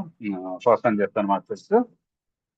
ఈ డయాబెటిక్ కానీ అంటే షుగర్ కానీ ఇట్లాంటివి వచ్చినాయి అంటే మన ప్యాంక్రియాస్ గ్రంథి ఆ ఫంక్షన్స్ అవన్నీ కూడా ఎలా ఉంటాయి, ఆ? అంటే అవన్నీ కూడా మన మన యొక్క గుణాలు ఏంటి అంటే హైలీ థింకింగ్, లో ఇంప్లిమెంటేషన్ అన్నమాట. అంటే మనం అనేక రకాలైనటువంటి ఆలోచనలు చేస్తూ ఉంటాము, కానీ ఆ ఆలోచనలన్నీ అమలుపరచకుండా ఏయో ఒకటో రెండో లేకపోతే తక్కువ శాతం అమలుపరచడం ద్వారా మిగతాయి అమలుపరచలేకపోయామే అనేటువంటి టెన్షన్ ఉండటం వలన ఆ టెన్షన్ అనేది ఏమవుతుంది అంటే మన ఈ ఈ జీర్ణక్రియ మీద వీటన్నిటి మీద ప్రభావం చూపడం ద్వారా అవన్నీ కూడా ఈ డయాబెటిక్ రావడానికి అవకాశం ఏర్పడుతూ ఉంటుంది మాస్టర్. అదేవిధంగా బీపీ ఇన్బ్యాలెన్స్ లో ఎప్పుడైతే మనం ఉంటామో అప్పుడు ఆ బీపీ అనేది రావడానికి అవకాశం ఉంది. అందులో ఏంటంటే శక్తి వలయాలలో ఎక్కువగా మనం చెప్పుకునేది టైం ఒకటి, డబ్బు ఒకటి, శక్తి, ఆలోచనలు, ఆ, ఇవన్నీ కూడా మనం సరిగ్గా కనుక ఉపయోగించకపోయినప్పుడు, అంటే ఉమ్, ఎక్కడైతే ఉపయోగించాలో అక్కడ ఉపయోగించకుండా, లేదా ఉపయోగించిన చోట ఉపయోగించటం వలన, వీటన్నిటి వలన కూడా అవన్నీ కూడా ఇన్బ్యాలెన్స్ అయిపోయి మనకి బీపీ పెరగడానికి అవకాశం ఉంది. అంటే ఒక చిన్న ఎగ్జాంపుల్ గా చెప్పుకోవాలి అంటే, ఒక అనర్హుడికి కనుక మనం ఒక ఉద్యోగం ఇవ్వటానికో లేకపోతే ఇంకో దానికో రికమెండ్ కనుక చేసాము అంటే, వాడేళ్ళు కనుక ఆ జాబ్ చేస్తూ ఉన్నప్పుడు అతను అక్కడ చేసేటువంటి పొరపాట్ల వల్ల వాళ్ళు ఏం చేస్తారు, రికమెండ్ చేసినటువంటి వ్యక్తిని ప్రశ్నించడం అనేది జరుగుతుంది. అప్పుడు ఆటోమేటిక్ గా అతనికి ఏమవుతుంది, ప్రెజర్ అనేది పెరిగిద్ది అనమాట. ఓహో, నేను అనవసరంగా ఈ వ్యక్తిని నేను రికమెండ్ చేశాను, దాని వలన నేను ఈ విధంగా ఆ, అడిగించుకోబడుతున్నాను అని చెప్పేటువంటి ప్రెజర్ పెరిగింది. దాని వలన బీపీ పెరగడానికి కూడా అవకాశం ఉంది. అంటే మనకున్నటువంటి పరపతిని మనం రాంగ్ వేలో ఉపయోగించటం ద్వారా మనం అక్కడ ప్రెజర్ ని ఎదుర్కోవటానికి జరుగుతూ ఉందన్నమాట. అదేవిధంగా థైరాయిడ్ అంటే వాక్ శుద్ధి, లేదా ఈ ఉమ్, ఈ వాక్ శుద్ధి అంటే మనం ఎక్కువగా మాట్లాడటం కానీ లేదా తక్కువగా మాట్లాడటం, అంటే మాట్లాడాల్సిన చోట మాట్లాడకపోవటము, లేదా మాట్లాడకూడని చోట ఎక్కువగా మాట్లాడటం.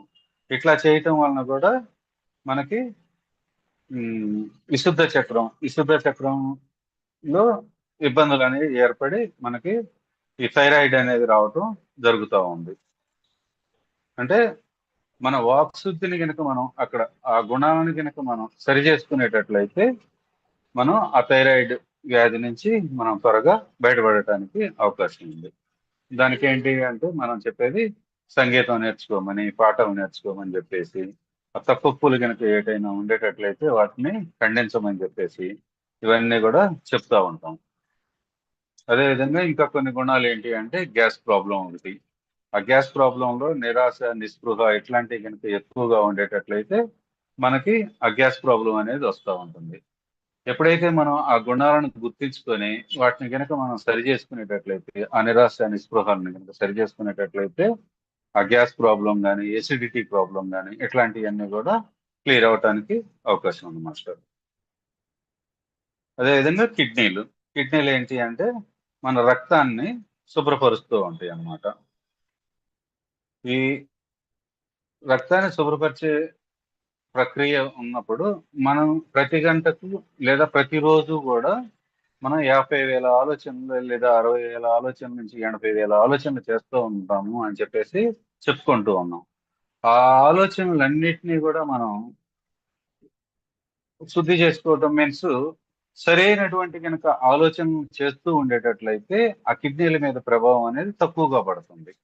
ఎప్పుడైతే మనం సరికాని ఆలోచనలు కనుక ఎక్కువగా చేస్తూ ఉంటామో అప్పుడు ఆ ప్రభావం అంతా కూడా మన కిడ్నీల మీద ప్రభావాన్ని చూపించి కిడ్నీ ఫెయిల్యూర్స్ రావడానికి అవకాశం ఎక్కువగా ఉంటుంది మాస్టర్. సో మన ఆలోచనలను అక్కడ సరి చేసుకోవాలి. అందరి విషయాలలో మనం వేలు పెట్టకూడదు అనమాట. అంటే మనకు అవసరమైనటువంటి వ్యక్తులు లేదా ఆ విషయాలలో మాత్రమే మనం తలదూర్చాలి. అనవసరమైనటువంటి విషయాలలో మనం తలదూర్చకూడదు అనమాట. ఆ విధంగా మనం మన గుణాలని లేదా మన స్వభావాలని మార్చుకునేటట్లయితే ఆ కిడ్నీ ప్రాబ్లం నుంచి మనం త్వరగా బయటపడటానికి అవకాశం ఉంది. అట్లానే లివర్ కూడా. ఈ లివర్ యొక్క చర్యలు ఏంటి అంటే ఈ ఆమ్లాలని, క్షారాలు కానీ వీటన్నిటిని కూడా న్యూట్రలైజ్ చేయటం ఈ లివర్ యొక్క పని అనమాట. ఎక్కువగా ఈ రక్తంలో ఉన్నటువంటి ప్లాజ్మాలని వీటిని తయారైన వాటిని ఎక్కువగా తయారు చేయటం, ఈ ఆమ్లాలని, క్షారాలని ఉత్పత్తి చేసి వాటిని న్యూట్రలైజ్ చేయటం, అన్నిటినీ కూడా సమానంగా పంచటము, అది లివర్ యొక్క పని అనమాట. మనం మన ఆలోచనని వీటిని కూడా న్యూట్రలైజ్ చేసుకుంటూ ఉండాలన్నమాట. ఏ సరైనటువంటి ఆలోచనలు, అవి మనకి ఎంతవరకు ఉపయోగపడుతున్నాయి, సరికాని ఆలోచనలు కనుక చేసేటట్లయితే వాటిని మనం సరి చేసుకుంటూ న్యూట్రలైజ్ చేసుకోవాలన్నమాట మన ఆలోచనని. వాటి నుంచి చేసుకుంటూ వచ్చేటట్లయితే ఈ కిడ్నీ లివర్ ఈ ప్రాబ్లం నుంచి మనం త్వరగా బయటపడతాము. ఈ నడుముల నుంచి కాళ్ళ వరకు ఉండేటువంటి వ్యాధులు లేదా పాదాల వరకు ఉండేటువంటి వ్యాధులు ఇవన్నీ కూడా మూల ఆధ్యాత్మిక సూత్రాలకి మనం పట్టించుకోకుండా ఉండటం వలన ఇట్లాంటివన్నీ వస్తాయి. అవన్నీ ఏంటి అంటే మన వాస్తవానికి మనమే సృష్టికర్తలమని ఈ సెవెన్ టాబ్లెట్లో లేదా ట్రాఫిక్ సిగ్నల్స్ లో ఉండేటువంటి సూత్రాలు, ఆ సూత్రాలన్నింటినీ కనుక మనం పాటించేటట్లయితే అవన్నీ కూడా నడుము దగ్గర నుండి కాళ్ళ వరకు ఉండేటువంటి లేదా పాదాల వరకు ఉండేటువంటి వ్యాధులన్నిటికీ కూడా అవి ఉపయోగపడతాయి అన్నమాట. అట్లానే చర్మ వ్యాధులు ఏంటి అంటే మనం అందరిలో అందరూ కూడా మనల్ని గుర్తించాలి అనేటువంటి భావన ఉంటుంది. కానీ మనం ఎన్నో మంచి పనులు చేయాల్సిన అవకాశాలు వచ్చినా కానీ వాటిని మనం చెయ్యం అనమాట. అంటే తెలియక చేయకపోవటం కానీ లేదా అవకాశం ఉండి చేయకపోవటం కానీ లేదా కావాలని చెప్పేసి వాటిని నెగ్లెక్ట్ చేయటం కానీ చేస్తూ, కానీ మనం అందరిలో కూడా గుర్తించబడాలి అనేటువంటి కోరిక బలీయంగా ఉంటుంది. అట్లాంటి వాళ్ళకి ఈ చర్మ వ్యాధులు అనేవి వస్తూ ఉంటాయి అన్నమాట. అవి కూడా ఎక్కడొస్తాయి అంటే మనం బట్టలు ధరించే ప్రదేశం కాకుండా బయట కాని వచ్చేటువంటి ప్రదేశాల మీద, అంటే లిప్స్ మీద కానీ బుగ్గల మీద కానీ లేకపోతే ఈ నుదుట్ల మీద కానీ వీటి మీద చేతుల మీద వీటి మీద ఎక్కువగా ఆ స్పాట్స్ అనేవి వస్తూ ఉంటాయి. వాటిని ప్రజలు గుర్తించి వాటిని గురించి ప్రశ్నించడం ఎప్పుడైతే మొదలవుతుందో అప్పుడు మనం వాళ్ళ దృష్టిలో గుర్తింపబడతాం అన్నమాట. వాటి నుంచి మనం తప్పించుకోవాలి లేదా ఆ గుణాలను గనక మనలో ఏమైతే మనం నెగ్లెక్ట్ చేస్తూ ఉన్నామో వాటిని గనక మనం సరి చేసుకునేటట్లయితే ఈ బ్లాక్ స్పాట్స్ అనేవి కానీ లేకపోతే ఈ వైట్ స్పాట్స్ అనేవి కానీ ఇట్లాంటివన్నీ కూడా ఈ చర్మ వ్యాధుల నుంచి మనం బయటపడటానికి అవకాశం ఉంది మాస్టర్స్. అదేవిధంగా న్యూరో ప్రాబ్లమ్స్ కూడా ఏంటి అంటే ఈ తలలో ఉండేటువంటి ప్రాబ్లమ్స్, పక్షవాతము, ట్యూమర్స్ ఇట్లాంటివన్నీ కూడా ఇవన్నీ కూడా ఏంటంటే మనం మన ఆధ్యాత్మిక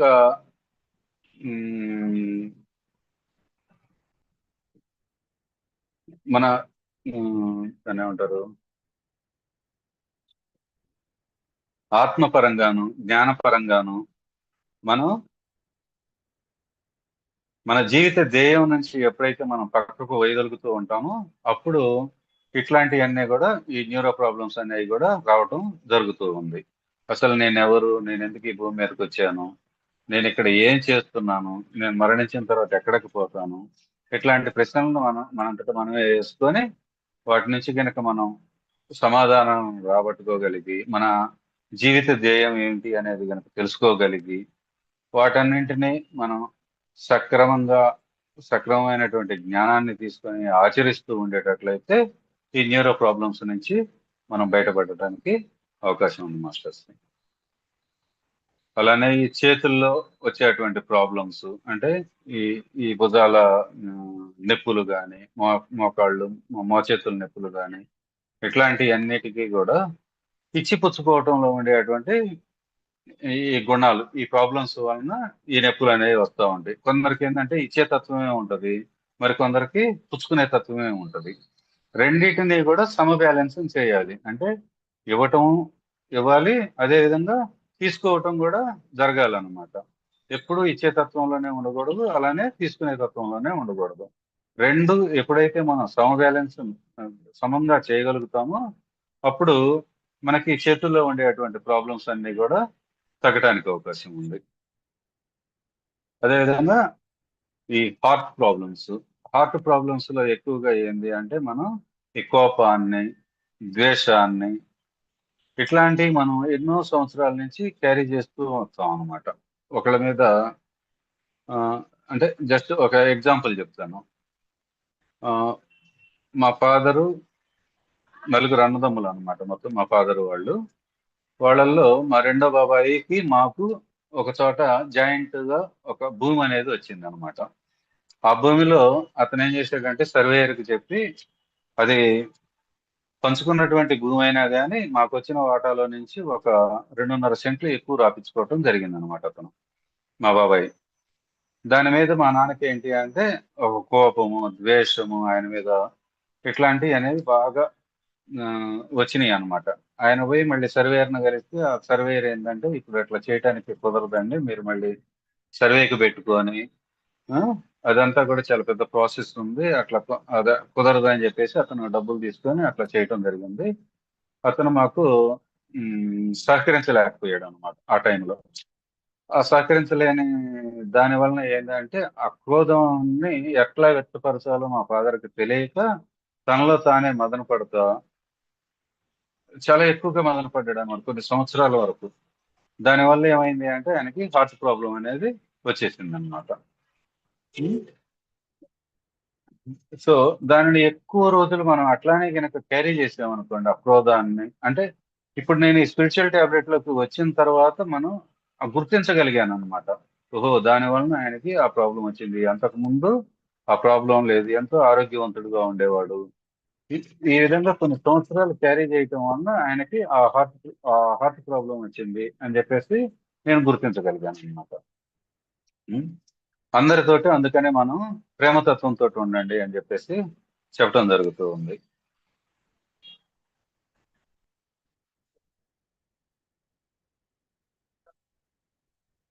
అదేవిధంగా ఈ లంగ్స్ ప్రాబ్లం కూడా మనం మన భావాలను కానీ మన మంచి విషయాలను కానీ ఎప్పుడు ఎక్కడ ఎట్లా చూపించాలో మనకు తెలియకపోవటం వలన, సమయానుకూలంగా మనం ప్రవర్తించలేకపోవటం వలన, వాటి వలన ఈ లంగ్స్ ప్రాబ్లం అనేది వస్తూ ఉంటాయి. మన లంగ్స్ లో ఏంటి అంటే ఎయిర్ బబుల్స్ లాంటివి కొన్ని కోటాను కోట్లు ఎయిర్ బబుల్స్ అనేవి ఉంటాయి అన్నమాట, వాటర్ బబుల్స్ లాంటివి, అట్లాంటివి అన్నీ కూడా.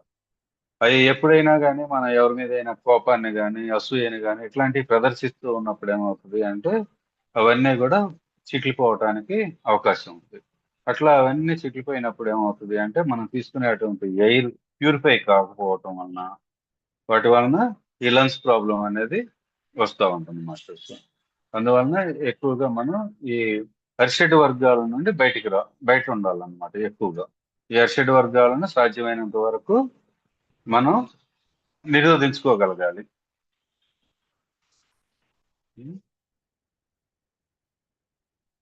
ఈ అరిషడ్ వర్గాలు అంటే ఏంటి అంటే కామము, క్రోధము, లోభము, మోహము, మదము, మాత్సర్యం అని చెప్పేసి మనం ఈ 6 వాటిని అరిషడ్ వర్గాలుగా చెప్పుకుంటాం. మనకి కామం అంటే కోరిక, ఇది ఎక్కువగా వస్తూ ఉందనుకోండి, దాని నుండి మనం ఎలా బయటపడాలి అంటే కొన్ని కొన్ని కోరికలను త్యాగం చేసుకోవటం ద్వారా వాటి నుంచి మనం బయటపడవచ్చు. అంటే ఇప్పుడు మనకి చూసినవన్నీ కావాలి అనేటువంటి కోరికలు వస్తూ ఉంటాయి. ఇప్పుడు పురుషులకు అనుకోండి, ఏదైనా మనం దారిలో పోతూ ఉన్నప్పుడు మనం ఒక అంబాసిడర్ కారులో ఉన్నాం సపోజ్, లేకపోతే ఒక 800 కారులో ఉన్నాం అనుకున్నాం. ఎక్కడైనా ఆడి కార్ కానొచ్చింది అనుకోండి, ఆ ఆడి కార్ కావాలి అనేటువంటి ఒక కోరిక కలిగిద్ది. కానీ మనకి ఆర్థికమైనటువంటి శక్తి లేదనుకోండి, దానిని పొందాలి అనేటువంటి భావనలో ఉండి మనం చేయరాని పనులను చేయటము, అంటే బ్రైబ్ చేయటం కానీ లేకపోతే అప్పు తెచ్చుకోవటం కానీ ఇట్లాంటివన్నీ చేసామనుకోండి, మనలో ఆ కోరికను తీర్చుకోవటానికి మనం ఏం చేస్తాము అంటే ఒత్తిడిని ఏర్పరచుకుంటాం అనమాట. మనం శారీరకంగా మానసికంగా ముందు ఒత్తిడిని తెచ్చుకుంటాం. ఆ ఆ మానసికంగా తెచ్చుకున్నటువంటి ఒత్తిడి ఏమవుతుంది, ఆర్థికంగా మీద పడుద్ది, ఆర్థికం నుంచి శారీరకం మీద పడుతుంది. అట్లాంటి కోరికల నుంచి మనకున్నటువంటి దాంతో కనుక మనం సంతృప్తి పడుతూ, లేదా ఆ కోరికని కనుక మనం త్యాగం చేసుకోగలిగేటట్లయితే ఆ కోరికల నుంచి మనం బయటపడటానికి అవకాశం ఉంది మాస్టర్స్. అదేవిధంగా రెండవ అరిషడ్ వర్గం అయినటువంటి క్రోధము లేదా కోపము, ఇట్లాంటి వాటిని ఇందాక నేను చెప్పాను కదా ఎగ్జాంపుల్ మా ఫాదర్ది.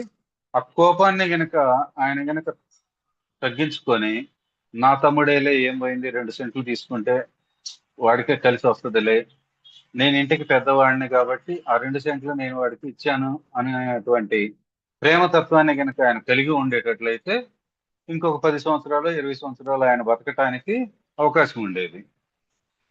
కానీ ఆ ప్రేమతత్వం లేకపోవటం వలన, అంటే తెలియకపోవటం వలన, ప్రేమను వ్యక్తపరచాలి అనేటువంటి భావన లేకపోవటం వలన, తెలియకపోవటం వలన, ప్లస్ ఈ క్రోధం వలన లేదా కోపం వలన నా ఆరోగ్యం పాడైపోతుంది అనేటువంటి విషయం కూడా తెలియకపోవటం వలన కూడా మనం ఇట్లాంటి వాటిని ఫేస్ చేస్తాం అన్నమాట. సో ఇట్లాంటి కోపం, క్రోధము ఇట్లాంటివి వచ్చినప్పుడు ఏంటంటే మనం ప్రేమతత్వంతో వాటి నుంచి మనం బయటపడటానికి అవకాశం ఉంది మాస్టర్స్. లోభము అంటే పిచ్చినారితనం అన్నమాట. ఈ పిచ్చినారితనాన్ని మనం ఎలా బయటపడవచ్చు అనేటట్లయితే సేవ ద్వారా బయటపడవచ్చు. సేవ ద్వారా, దానం చేయటం ద్వారా, తన్ మన్ ధన్ అంటాం కదా, ఈ తన్ మన్ ధన్లో దేని ద్వారానైనా ఒక దాని ద్వారా మనం సేవలు చేస్తూ వాటి నుంచి, ఆ లోభత్వం నుంచి లేదా ఆ పిచ్చినారితనం నుంచి మనం బయటపడవచ్చు అన్నమాట. అందరూ డబ్బే దానం చేయాలని లేకపోయినా శారీరకంగా శ్రమ చేసి మనం సేవ చేయొచ్చు అలా. ఇంకొకటి ఏంటి అంటే మోహము. మోహము అంటే అతి ప్రేమ. దీనికి బెస్ట్ ఎగ్జాంపుల్ గా ఏం చెప్పుకోవచ్చు, మన దుర్యోధను నుండి, అదేవిధంగా ధృతరాష్ట్రుని గురించి, వీళ్ళిద్దరి గురించి మనం చెప్పుకోవచ్చు. అంటే ధృతరాష్ట్రుడు తనకు కళ్ళు కాని రావు కాబట్టి తన వారసుడుగా దుర్యోధనుడు రాజ్యాన్ని పరిపాలిస్తూ ఉన్నాడు. దుర్యోధనుడు చేసేటువంటి ప్రతి పనిని కూడా అతి ప్రేమతోటి ఆ, ధృతరాష్ట్రుడు సమర్థిస్తూ వచ్చాడు అనమాట. ఎప్పుడైతే దుర్యోధనుడు ధర్మాన్ని తప్పుతూ ఉన్నాడో దానిని కూడా అతను సమర్థించడం జరిగింది. సో దానివల్ల ఏమైంది, కురుక్షేత్ర యుద్ధం జరగటం జరిగింది. సో ఎప్పుడైతే మన అతి ప్రేమ ఉంది అని చెప్పి మనం గుర్తిస్తామో ఆ గుణాలను గుర్తించగలగాలన్నమాట ఫస్ట్. అది గనక మనం గుర్తించి దాని నుంచి మనం అసలు ధర్మంగా మనం ఈ పనిని చేస్తున్నాడా చేస్తలేదా అనేది గనక మనం గుర్తించగలిగేటట్లయితే ఆ అతి ప్రేమ నుంచి మనం బయటపడతాం. ఇంకొక చిన్న ఎగ్జాంపుల్ చెప్పుకోవచ్చు. అంటే అతి ప్రేమ అనేది వాళ్ళని ఎలా నాశనం చేస్తుంది అనేది తెలియజేయటం కోసం మాస్టర్స్. ఇప్పుడు మన పిల్లలకి హోంవర్క్లు ఇస్తారు ఇళ్లలో.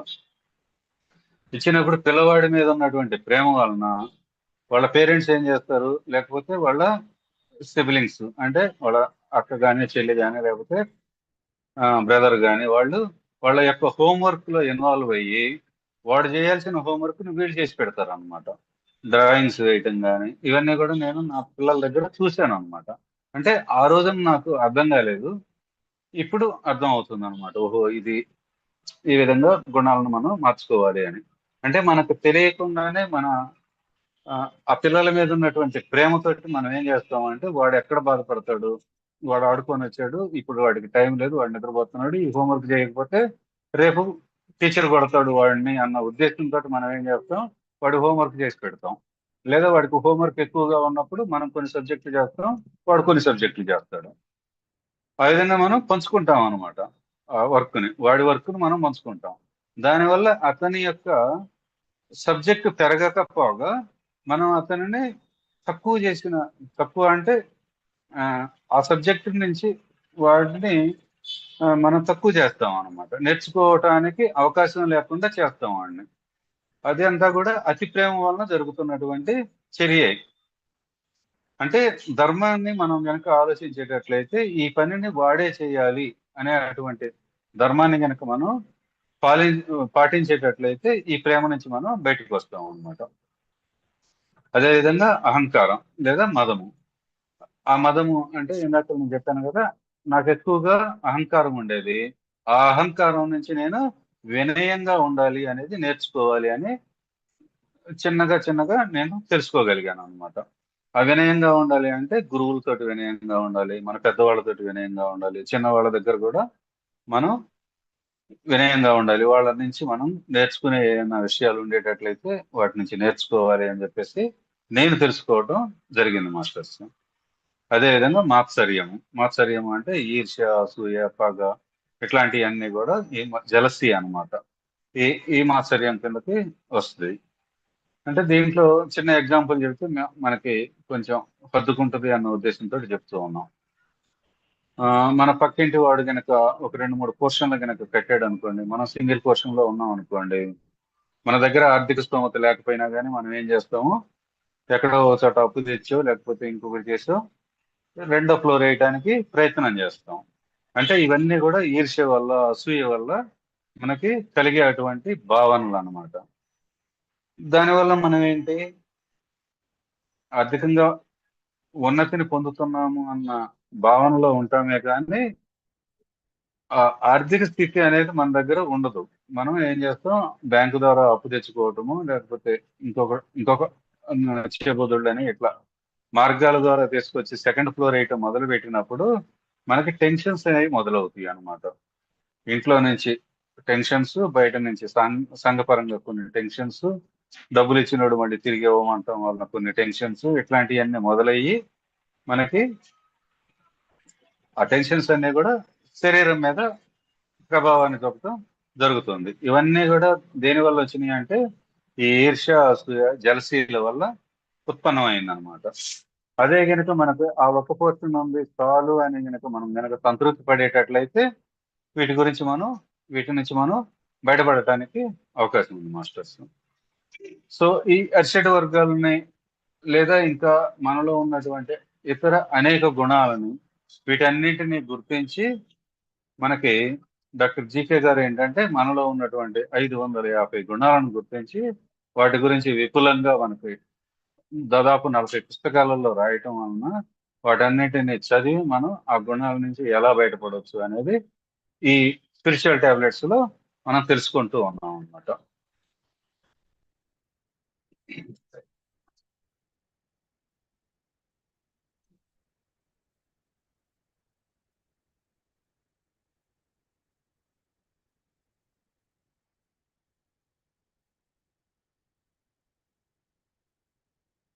మనం ఇక్కడ తెలుసుకునేది ఏంటి అంటే ధ్యానం వలన జ్ఞానం వస్తుంది, జ్ఞానం వలన ముక్తి మోక్షం కలుగుతుంది అని చెప్పేసి మనం అనుకుంటూ ఉన్నాం. ఈ ముక్తి మోక్షం కావాలి అంటే సాధనను మాత్రం ఎక్కువగా చేయగలగాలి. ముక్తి అంటే ఏంటి అంటే విడుదల అన్నమాట. అన్ని విషయాల నుంచి నెమ్మదిగా మనం బయటకు వస్తూ ఉండాలి. మన గుణాల నుంచి వాటినన్నిటిని మనం గుణాలను గుర్తించి అది మనకి ఎంతవరకు ఉపయోగపడుతుంది అనేది తెలుసుకుంటూ చిన్నగా ఆ విషయాల నుంచి మనం బయటికి రావాలి మాస్టర్స్. ఇదంతా కూడా ధ్యానం వలన జ్ఞానాన్ని పొంది మనం బయటకు వస్తూ ఉంటాము.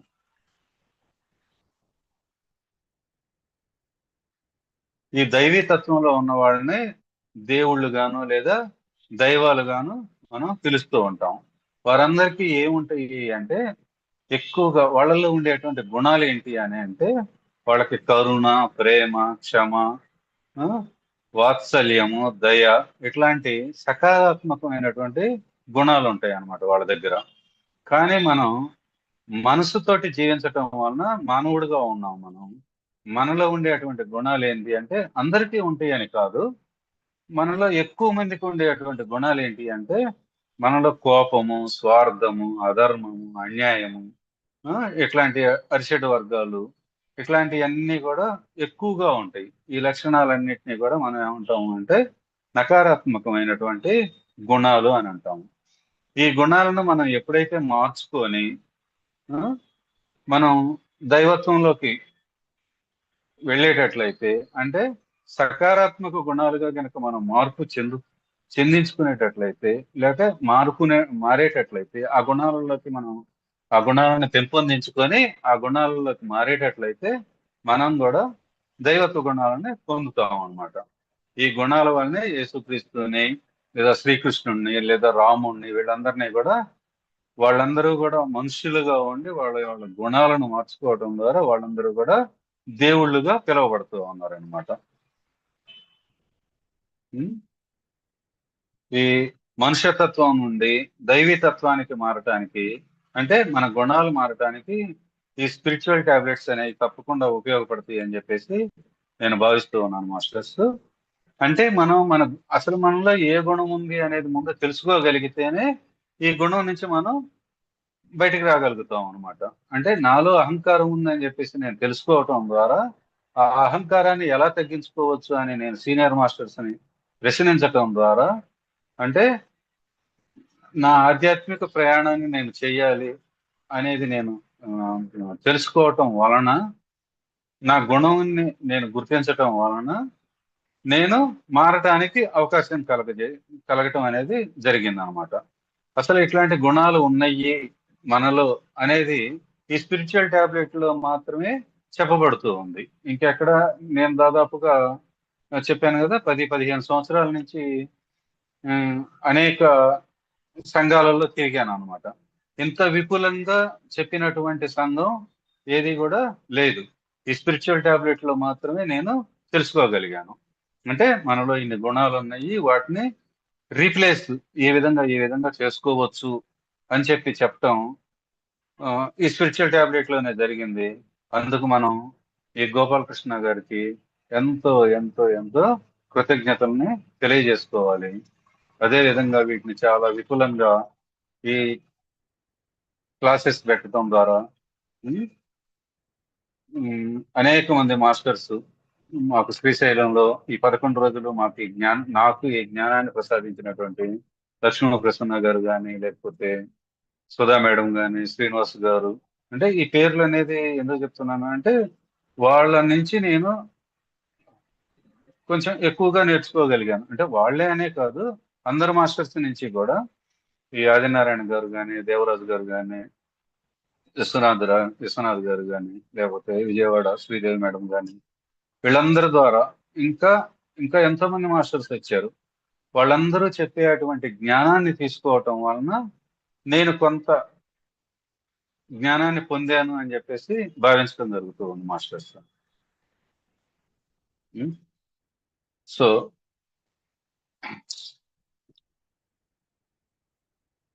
ఫైనల్ గా ఏంటి అంటే, అనారోగ్యం అనేది ఏంటి అంటే అది ఒక శిక్ష కాదనమాట, అది శిక్షణ.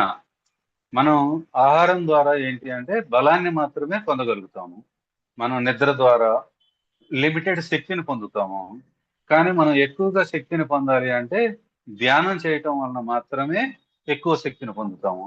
అదే వ్యక్తిగత ధ్యానం ద్వారా అయితే గనక కొంత శక్తిని, అదే గనక ఈ పిరమిడ్ ధ్యానం ద్వారా కానీ, అమావాస్య పౌర్ణమి ధ్యానాలు, లేదా సామూహిక ధ్యానాల ద్వారా, ప్రకృతిలో ధ్యానం చేయటం ద్వారా, ఇట్లా ధ్యానాలు చేయటం ద్వారా అపారమైనటువంటి మూడింతలటువంటి శక్తిని పొందటం ద్వారా మనం ఎక్కువ శక్తిని పొంది ఆనందమయ శరీరాన్ని మనం ఎక్కువగా ఉత్తేజం చేసుకోగలిగేటట్లయితే మనం ఎప్పుడూ కూడా ఆనంద స్థితిలో ఉండగలుగుతాము. ఎప్పుడైతే మనం ఆనంద స్థితిలో ఉంటామో మనం త్వరగా ఈ గుణాల నుంచి, అంటే అరిషడ్ వర్గాల నుంచి మనం బయటపడి మనం దైవీతత్వంలోకి వెళ్ళటానికి, దైవీతత్వంగా మారటానికి మనం ఈ ధ్యానం ద్వారా మనం మారటానికి ఉపయోగం చేయగలుగుతాం మాస్టర్స్.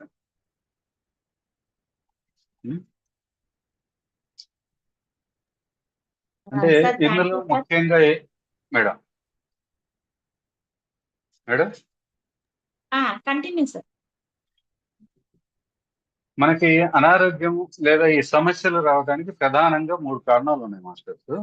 అవేంటి అంటే అడ్డదిడ్డమైనటువంటి ఆహారపు అలవాట్లు ఒకటి, 2 అశాస్త్రీయమైనటువంటి ఆలోచన విధానం ఒకటి, సరికాని పరస్పర సంబంధాలు.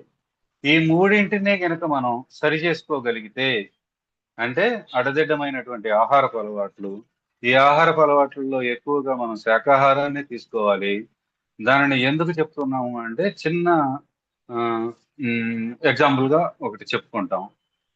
మనం కాకిని గనక చూసేటట్లయితే మనం దాన్ని తోలుతాము. అదే గనక ఒక ప్యారెట్ను, ఒక పావురాన్ని, ఇట్లాంటి వాటిని కనుక చూసేటట్లయితే మనం వాటికి గింజలు వేయటం అనేది జరుగుతూ ఉంది మాస్టర్స్. అదే విధంగా ఒక సింహాన్నో ఒక పులినో చూసేటట్లయితే మనం భయపడతాము. అదే ఒక ఏనుగునో ఒక దుప్పినో ఇట్లాంటి వాటిని చూసినప్పుడు మన మనసు ఆనందపడుతుంది, వాటితోటి సెల్ఫీ తీసుకోవాలని కూడా అనిపిస్తూ ఉంటుంది. అదేవిధంగా ఒక నక్కను లేకపోతే ఒక తోడేలును ఇట్లాంటి వాటిని చూసేటట్లయితే మనం అసహించుకుంటాము, లేదా వాటి నుంచి మనం దూరంగా పోతాము అనమాట.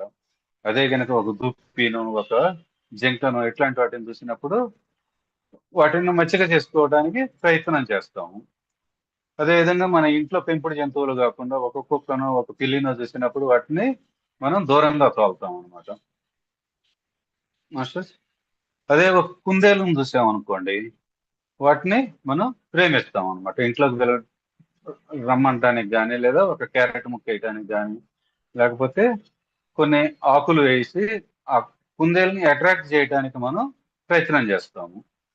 సో ఇవన్నీ ఏం చెప్తున్నాను అంటే, మనం వేటినైతే అసహించుకుంటున్నామో, లేదా దూరంగా తోలటానికి ప్రయత్నం చేస్తున్నామో, లేదా వేటినైతే చూసి మనం భయపడుతూ ఉన్నాము, ఇవన్నీ కూడా మాంసాహార జంతువులు, మాంసం తీసుకునేటువంటి మాంసాహారపు జంతువులు అనమాట.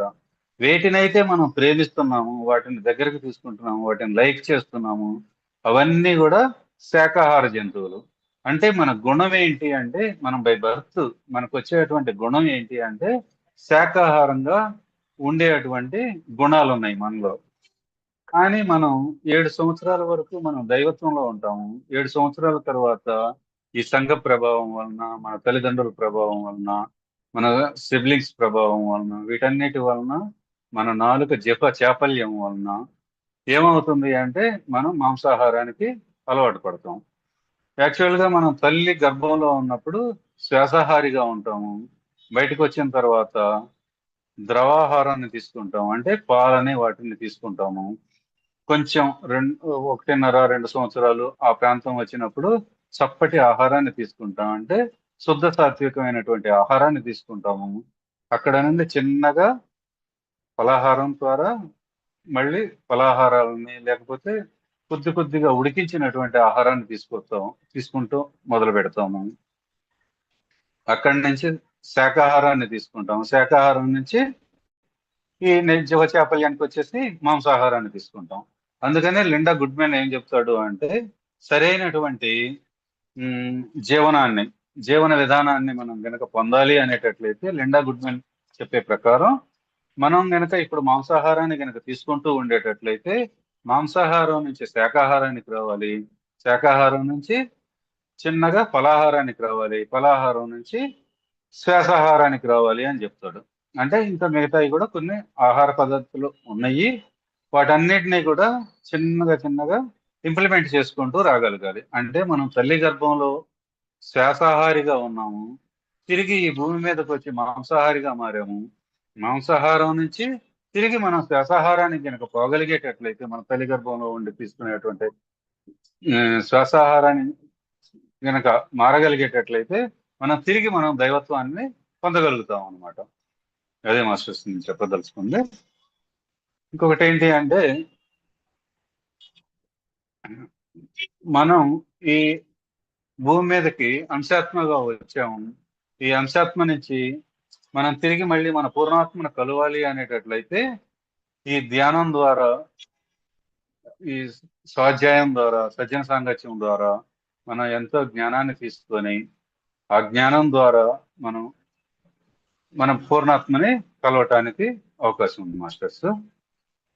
మనం మన గుణాలని రాముడిలాగాను, ధ్యానము యోగము చేసి శ్రీకృష్ణుడి లాగాను, మన ధ్యాన ప్రచారం చేసి గౌతమ బుద్ధుడి లాగాను, ప్రేమ కరుణ ఇట్లాంటివన్నీ కూడా మనం ఎక్కువగా ప్రసరిస్తూ యేసుక్రీస్తు లాగాను, లేదా ఒక అల్లాలాగాను ఇట్లా మనం మారుతూ, వాళ్ళందరూ కూడా మనుష్య పరిమాణం నుంచి దైవత్వానికి చేరినట్లుగా మనము కూడా చేరాలని చెప్పేసి, మన ఆత్మ పూర్ణాత్మను కలవాలని చెప్పేసి ఏ క్లాస్ అని చిన్నగా ముగిస్తూ ఉన్నాను మాస్టర్స్. ఇంతటితోటి మన గుణాలన్నిటినీ మార్చుకుంటూ దైవత్వ గుణాలకు మారాలని చెప్పేసి నేను మనస్ఫూర్తిగా అందరినీ కోరుకుంటూ, ఇటువంటి ధ్యానాన్ని ప్రసాదించినటువంటి మన మాస్టర్స్ అందరికీ, పత్రిజీ గారికి, జికే సార్కి, అదేవిధంగా ఇంకా అనేక ఇతర హాస్టల్ మాస్టర్స్కి, లక్ష్మీ ప్రసన్న మేడంకి, ఇంకా అనేక స్పిరిచువల్ టాబ్లెట్స్ మాస్టర్స్ అందరికీ కూడా నా కృతజ్ఞతను తెలియజేసుకుంటూ ఉన్నాను. Thank you master. Thank you sir. Thank you so much. Thank you sir, చాలా బాగా వివరించారు. Thank you so much sir. Thank you. Masters ఎవరైనా మాట్లాడతారంటే హ్యాండ్ రైజ్ ప్లీజ్. సార్ నమస్తే సార్, చాలా బాగుంది సార్ క్లాసు.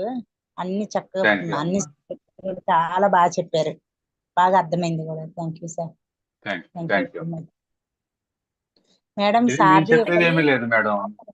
నేను వేరే సబ్జెక్ట్ చెప్దామని చెప్పేసి నేను అనుకున్నాను, కానీ వనిజ మేడం పెట్టినటువంటి ప్లేయర్ మాస్టర్స్ చెప్పించినవి ఇవన్నీ కూడా నాదంటూ ఏమీ లేదు.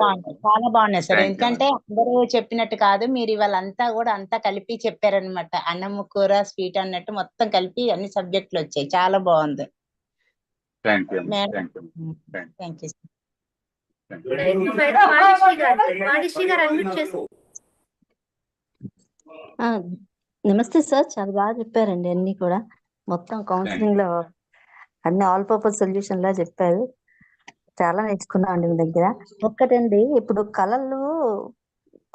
కళలో కనుక శ్రీకృష్ణుడు కనిపిస్తే భగవద్గీత నేర్చుకోవాలి అంటారు కదండి. అలా బుద్ధుడి కనిపిస్తే బుద్ధ మార్గాలు నేర్చుకోవాలి, అష్టాంగ యోగం ఇవన్నీ అంటారు కదా.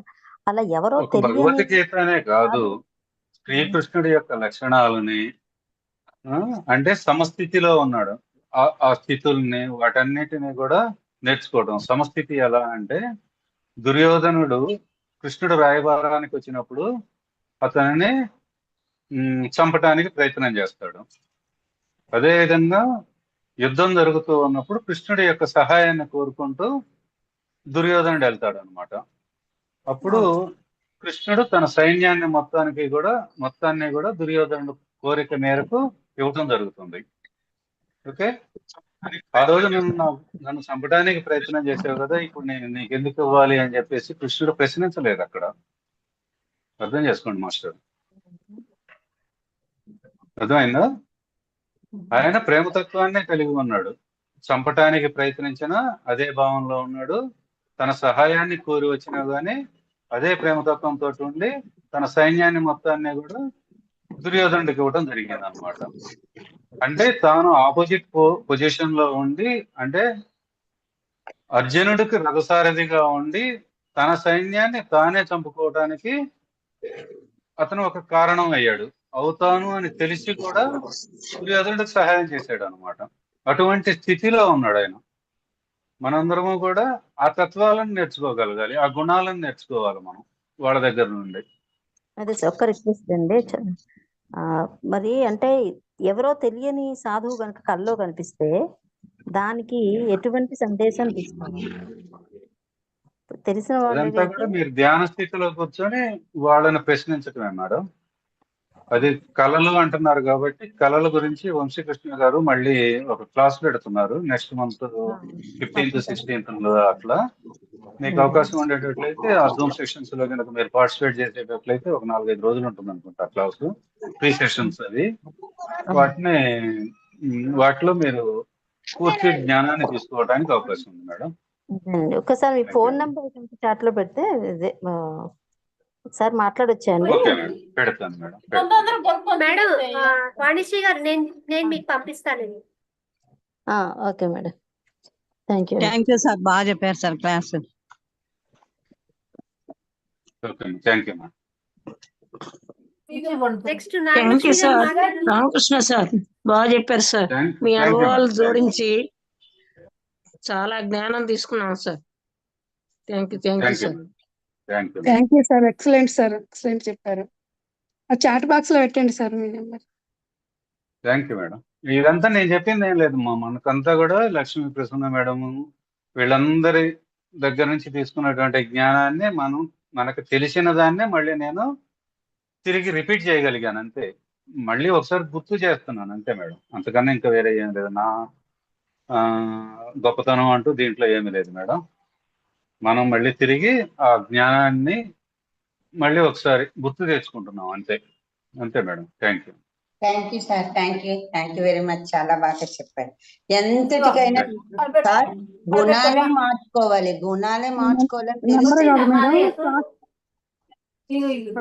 నెంబర్ కాదు క్లాస్ పెట్టండి. అంతే మేడం. చాట్ బాక్స్ లో క్లాస్ పంపించండి, నెంబర్ కాదు. లక్ష్మి గారు నేను చాట్ బాక్స్ లో పెట్టానండి, చెక్ చేసుకోండి. తేజవతి గారు మాట్లాడండి మేడం. శివకుమారి అదే గారు. నమస్తే సార్. గుణాలు మార్చుకోవాలి సార్. అదే ప్రతి పుస్తకంలో చదివినప్పుడు అది మనకే గుణాలు మార్చుకోవాలి, లేకపోతే మనం ముందుకు వెళ్ళలేము ఆధ్యాత్మికంగా. ప్రతి దాంట్లో ఆ మీనింగే ఉంటుంది. ఆత్మ పరిణితికి ఆత్మోన్నతికి ఆ గుణాలు అంటే మరి అంత త్వరగా మారవు సార్. అరిషడ్ వర్గాలు జయించాలి, గడ్డిమేటు ఇలాంటివన్నీ అలా చదివి చదివి ఆపోసలు పడితే అప్పుడు మన గుణాలు మారుతాయి. అది మామూలుగా మారిన ఇది కాదు కదా. చాలా మేడం, అదంతా ఏంటి అంటే ఒక్క రోజుతో వచ్చేది కాదు మేడం. వచ్చేది కాదు సార్. అదే ఒక్క రోజుతో వచ్చేది కాదు. మీరన్నది నాకు అర్థమైంది సార్. ఆ వ్యాధులు ఎందుకు వస్తాయి, దేనిలో మనం చిక్కిపోయాము, ఎందులో ఉన్నాము అని మనకు తెలుస్తుంది కానీ సార్ అది దాన్ని ఇంప్లిమెంట్ చేయలేకపోతున్నాను సార్. అంటే నేను చెప్పినవన్నీ కూడా చాలా తక్కువ మోతాదులోనే చెప్పాను. మనకేంటంటే బుక్స్ లో ఆ ఉన్న పదాలని నేను తిరిగి రాయాలి అని నా సొంత భాషలో రాయాలి అని అనుకుంటే రాయలేకపోయాను అనమాట. అంత చాలా బాగా ఆ బుక్స్ లో రాయగలగటం జరిగింది. మనం ఆ బుక్స్ ని గనక ప్రతి ఒక్కళ్ళము కూడా ఆ 40 పుస్తకాలు 42 పుస్తకాలు ఎన్నో ఉన్నాయి, అవి మొత్తం కూడా తెప్పించుకొని ప్రతి ఒక్కళ్ళం భగవద్గీతను, బైబిల్ను, లేకపోతే ఖురాన్ను ఎలా చదువుతున్నామో అలా ప్రతి పుస్తకాన్ని కూడా మనం బైహార్ట్ చేయాల్సిందేనమాట. నాకు తెలిసిన జ్ఞానం ప్రకారం నేను చెప్తున్నాను మేడం. ప్రతి పుస్తకాన్ని మనం బైహార్ట్ చేస్తేనే మన గుణాలను మార్చుకోవడానికి అవకాశం ఉంది, మనం దైవత్వంలోకి మారడానికి కూడా అవకాశం ఉంది మేడం. అదే నేను నా స్వానుభవంతో నేను చెప్తున్నటువంటి ఇది మేడం. అదే థ్యాంక్ యూ సార్. బాగా చెప్పారు సార్. L1 కోర్స్ ని తిరిగి ఒకసారి మళ్ళా రివిజన్ చేసుకున్నట్టు అనిపిస్తుంది సార్. అన్ని ఆ పాయింట్స్, ఆ టాపిక్స్ అన్ని ఒక్క 1 hour లో బాగా తీసుకొచ్చారు సార్. బాగా అన్ని గుర్తొచ్చినాయి ఒకసారి మళ్ళా. Thank you sir. Thank you Sivakumari గారు. Sudharani madam. Thank you sir. Thank you అండి. చాలా విషయాలు చాలా తడబడకుండా స్టడీగా నిదానంగా అర్థమయ్యేలాగా చెప్పారండి. ఎన్నెన్నో విషయాలు చెప్పారు. అహంకారం ఉంటది అనేది కూడా మనకు తెలియదు.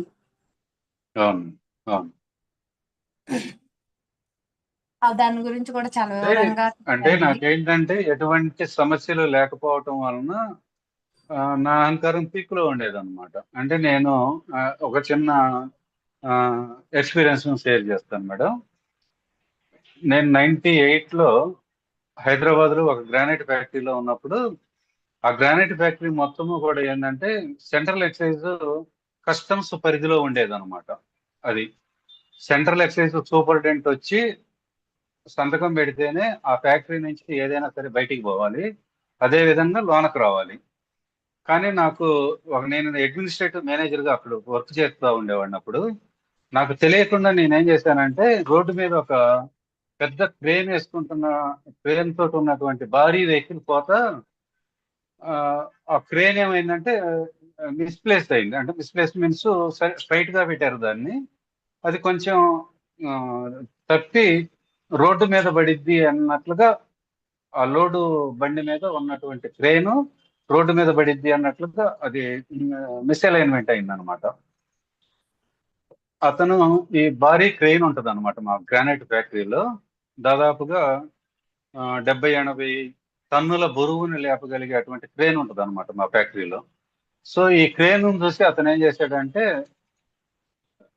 ఈ క్రేన్ అయితేనే దాన్ని సరి చేయగలదు అన్న ఆలోచనతోటి వాడు వచ్చి సెక్యూరిటీ వాళ్ళని కలవటం, సెక్యూరిటీ వాళ్ళు అతను లోనకు పంపేయటము.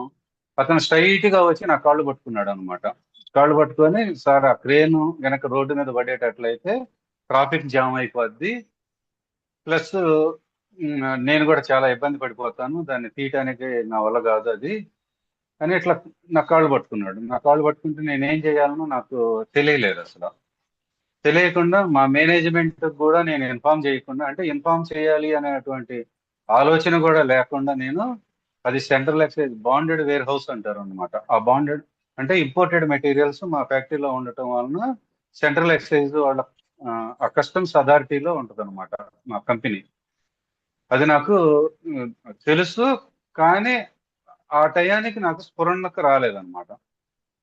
నేను ఆ మిషన్ ని ఎలో చేశాను అనమాట. ఆ ఫ్యాక్టరీలోకి ఎలో చేయటం ద్వారా ఆ భారీ క్రేన్ తీసుకురావటం, దాన్ని సరి చేయటం, తిరిగి దాన్ని మళ్ళీ పంపించడం జరిగింది, బయటికి పంపించడం జరిగింది. అదే రోజు మా డైరెక్టర్ వచ్చాడు అనమాట. మా డైరెక్టర్ వస్తే సెక్యూరిటీ వాళ్ళు ఇట్లా జరిగింది సార్, ప్రసాద్ గారు పర్మిషన్ ఇచ్చారు అని చెప్పేసి చెప్పడం జరిగింది. యాజ్ ఏ అడ్మినిస్ట్రేటివ్ మేనేజర్గా ఆ హోల్ ఫ్యాక్టరీకి నేను మేనేజర్ను కాబట్టి నా ఆదేశాలు అమలు పరచడం జరిగింది అనమాట. ఆ సెక్యూరిటీ వాళ్ళు కానీ, మా మెయింటెనెన్స్ మేనేజర్స్ కానీ, వాళ్ళందరూ కూడా. ఎప్పుడైతే మా డైరెక్టర్ వచ్చాడో అతను ప్రశ్నించాడు అనమాట అందరినీ. నన్ను ప్రశ్నించకుండా ముందు వాళ్ళందరినీ ప్రశ్నించాడు, ఇట్లా ఎట్లా చేశారు మీరు ఏంటి అని. ఆయన పర్మిషన్ ఇచ్చాడు కాబట్టి మేము చేసామని చెప్పేసి చెప్పడం జరిగింది. ఎందుకు చేసావా అని నేను చెప్పిన ఒకే ఒక్క సమాధానం అనమాట. అతను ఇబ్బంది పడతాడు, లేదా ఆ వెహికల్ మీద ఉన్నటువంటి ఆ బరువైనటువంటి క్రేన్ కనుక రోడ్డు మీద పడేటట్లయితే ట్రాఫిక్ కి ఇబ్బంది కలుగుతుంది. అది నేషనల్ హైవే అనమాట. ఆ నేషనల్ హైవే డిస్టర్బ్ అవుతుంది, కొన్ని గంటల ట్రాఫిక్ జామ్ జరుగుతుంది. తర్వాత దాన్ని లేపాలి అనేటట్లయితే భారీ క్రెయిన్స్ కావాల్సి వస్తుంది. మనకి భారీ క్రెయిన్ ఉంది కాబట్టి ఇప్పుడైతే గనక ఆ పనిని చాలా 10 నిమిషాల్లో జరిగిపోయే పని అనమాట. అది జస్ట్ అట్లా సరి చేయటం వల్ల 10 నిమిషాల్లో అయిపోయే పని కాబట్టి నాకు తెలిసి తెలియనటువంటి ఒక పనిని అనేది చేయడం జరిగింది సార్ అని చెప్పేసి చెప్పడం జరిగింది. ఆయన చాలా చిరునవ్వుతోటి, అంటే ఏమీ జరగలేదు కాబట్టి, అంటే బాండెడ్ వేర్ హౌస్ ఉన్నా కానీ ఆ సెంట్రల్ ఎక్సైజ్ అటువంటి ఇష్యూస్ జరగలేదు కాబట్టి ఆయన నన్ను యాక్సెప్ట్ చేయడం జరిగింది అనమాట. ఆ ఫ్యాక్టరీలో నేను తిరిగి 7 సంవత్సరాలు పనిచేయడం జరిగింది మేడం. అంటే నా ఇంటెన్షన్ ని బేస్ చేసుకుని ఆయన నాకు కోఆపరేట్ చేయడం జరిగింది అనమాట. ఇక్కడ కూడా ఏంటి అంటే మన గుణాలలో ఉండేటువంటి ఇంటెన్షన్ ని మన గుణం మంచి గుణమా, అది సరైనటువంటి గుణమా, సరికాని గుణమా అనేది కనుక మనం పరిశీలించేటట్లయితే మనం ఎప్పుడు కూడా ఆరోగ్యంగానే ఉంటాం మేడం. అన్ని తలాలలో కూడా ఆరోగ్యంగానే ఉంటాం. అది నా స్వానుభవంగా నేను తెలుసుకున్నటువంటి విషయం మేడం. థ్యాంక్ యూ అండి, thank you sir.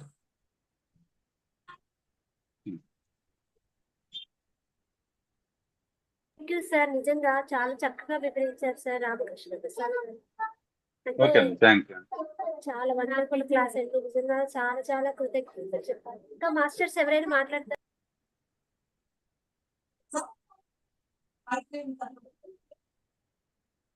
Anyone masters? Sir 2 minutes meditation చేయిస్తారా? తప్పకుండా.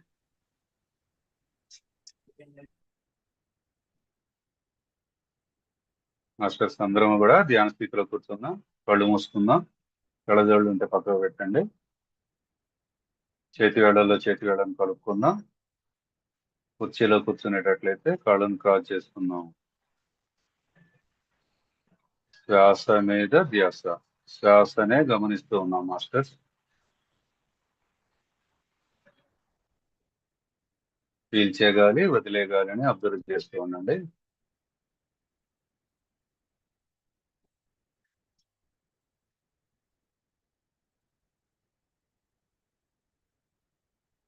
ఇప్పుడు శ్వాస విజ్ఞానం గురించి న్యూటన్ సార్ క్లాసులు జరుగుతున్నాయి మాస్టర్స్, ఫ్రీ క్లాసెస్. వాటిని కనుక మీరు పరిశీలించేటట్లయితే, లేకపోతే చూసేటట్లయితే చాలా బాగా జరుగుతున్నవి. వాటిని మీరు యూట్యూబ్ ద్వారా కూడా తెలుసుకోవచ్చు మాస్టర్స్.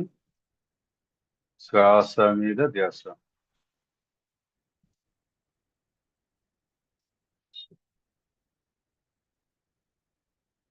మన శ్వాసను పీల్చేటప్పుడు 16 అంగుళాల శ్వాసని పీలుస్తూ ఉంటాం మాస్టర్స్.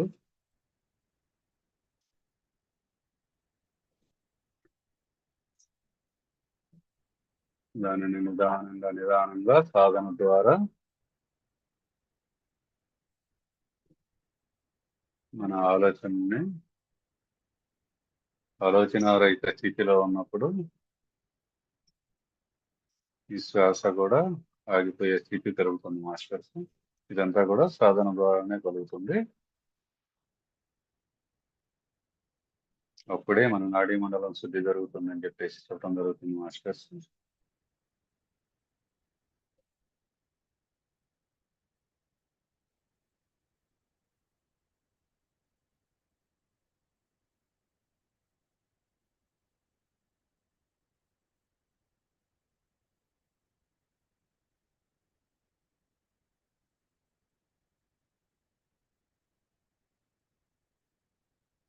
కళ్ళు తెరిస్తే బహిర్ముఖము, కళ్ళు మూస్తే అంతర్ముఖము. అంతర్ముఖంగా మీ బాడీలో జరుగుతున్నటువంటి చర్యల్ని లేదా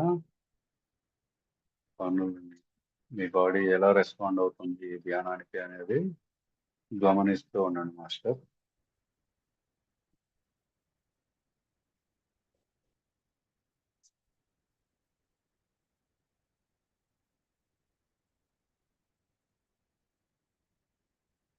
ఈ ధ్యానంలో ఈ 7 శరీరాలు ఉత్తేజం చెందుతూ ఉంటాయి. ఈ ధ్యాన స్థితిలో మీరు ఏ శరీరంలో ఉన్నారనేది గమనిస్తూ ఉండండి.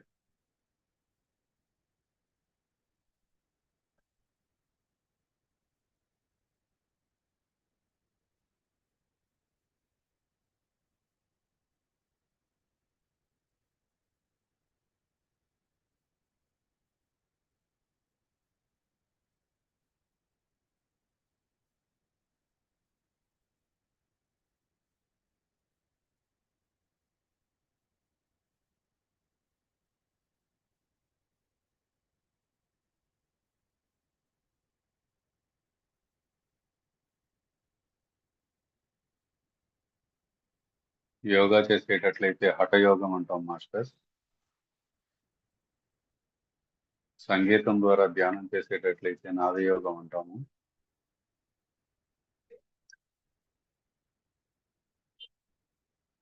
ఈ శ్వాస మీద ధ్యాసే రాజయోగం మాస్టర్.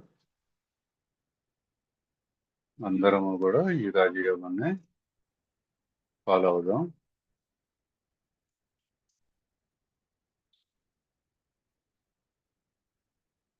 అన్ని దారులు శ్వాస మీద ధ్యాసకే వస్తాయి మాస్టర్.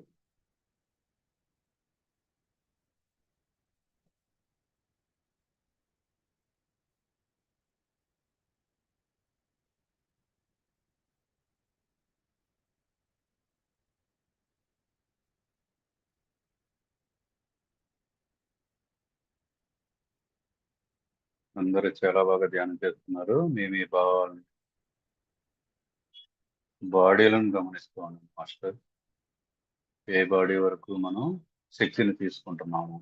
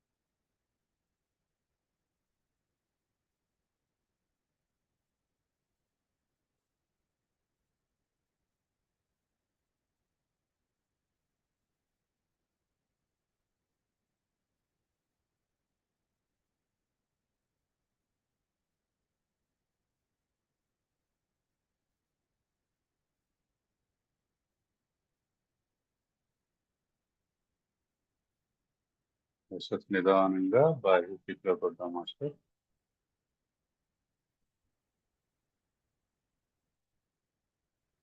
ఎవరు కళ్ళు తెరవరా చెప్పే వరకు.